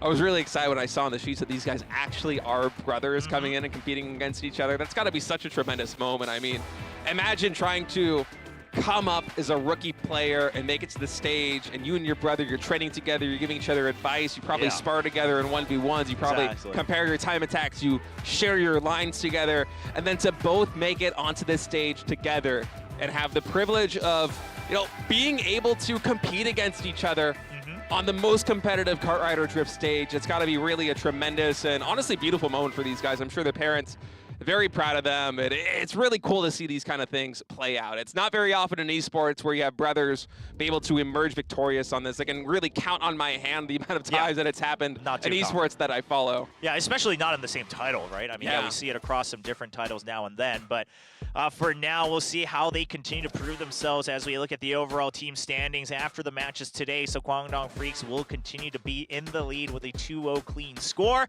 Not as clean in the overall round differential, but they're still in the positives, of course, thanks to the overall wins.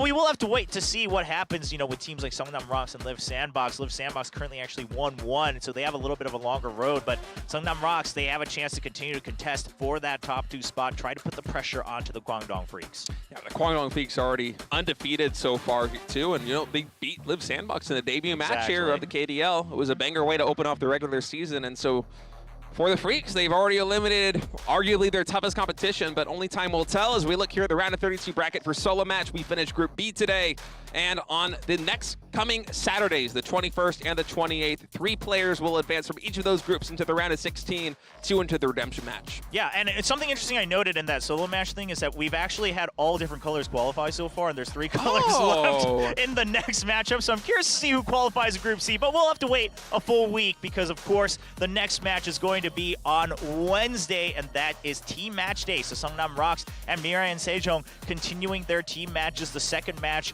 and now now it will be up against each other. Mira and Sejong looking for their first win here in the regular season. Yeah, a team that a lot of fans coming into this season had high expectations for. We'll see if they can deliver against Sungnam Rocks, a new and improved, or at least re-kitted Sungnam Rocks. And then to round it out, NUTMITE versus the Freaks and Desperado versus Finale Esports. Banana against his old team. That's going to be an interesting match in terms of storylines. Yeah, we'll have to wait to see. Obviously, Desperado, they faced that defeat today against the Freaks, but they could easily redeem themselves and continue to be in competition for the postseason. Meanwhile, Kwangdong Freeks, they could get a very early 3-0 record here and try to really secure themselves into the postseason right off the bat. Yeah, but I mean, who knows? Amateur teams so far have been a little bit dangerous for the Freaks, not just this season, but also in the preseason. And so I'm hoping that their coaching staff kind of shores up and tighten some of those bolts coming into the item mode, because right now that definitely does seem to be their Achilles heel. And although their roster is, I mean, beyond all doubts, star-studded, you still don't want it to go to the ace match. Yeah, we'll have to wait to see. They haven't had that clean sweep just yet. Can it happen in the regular season? Ladies and gentlemen, that's it for tonight, but we will be returning on Wednesday to continue the very first ever regular season of Kart Rider Drift League. We'll see you then.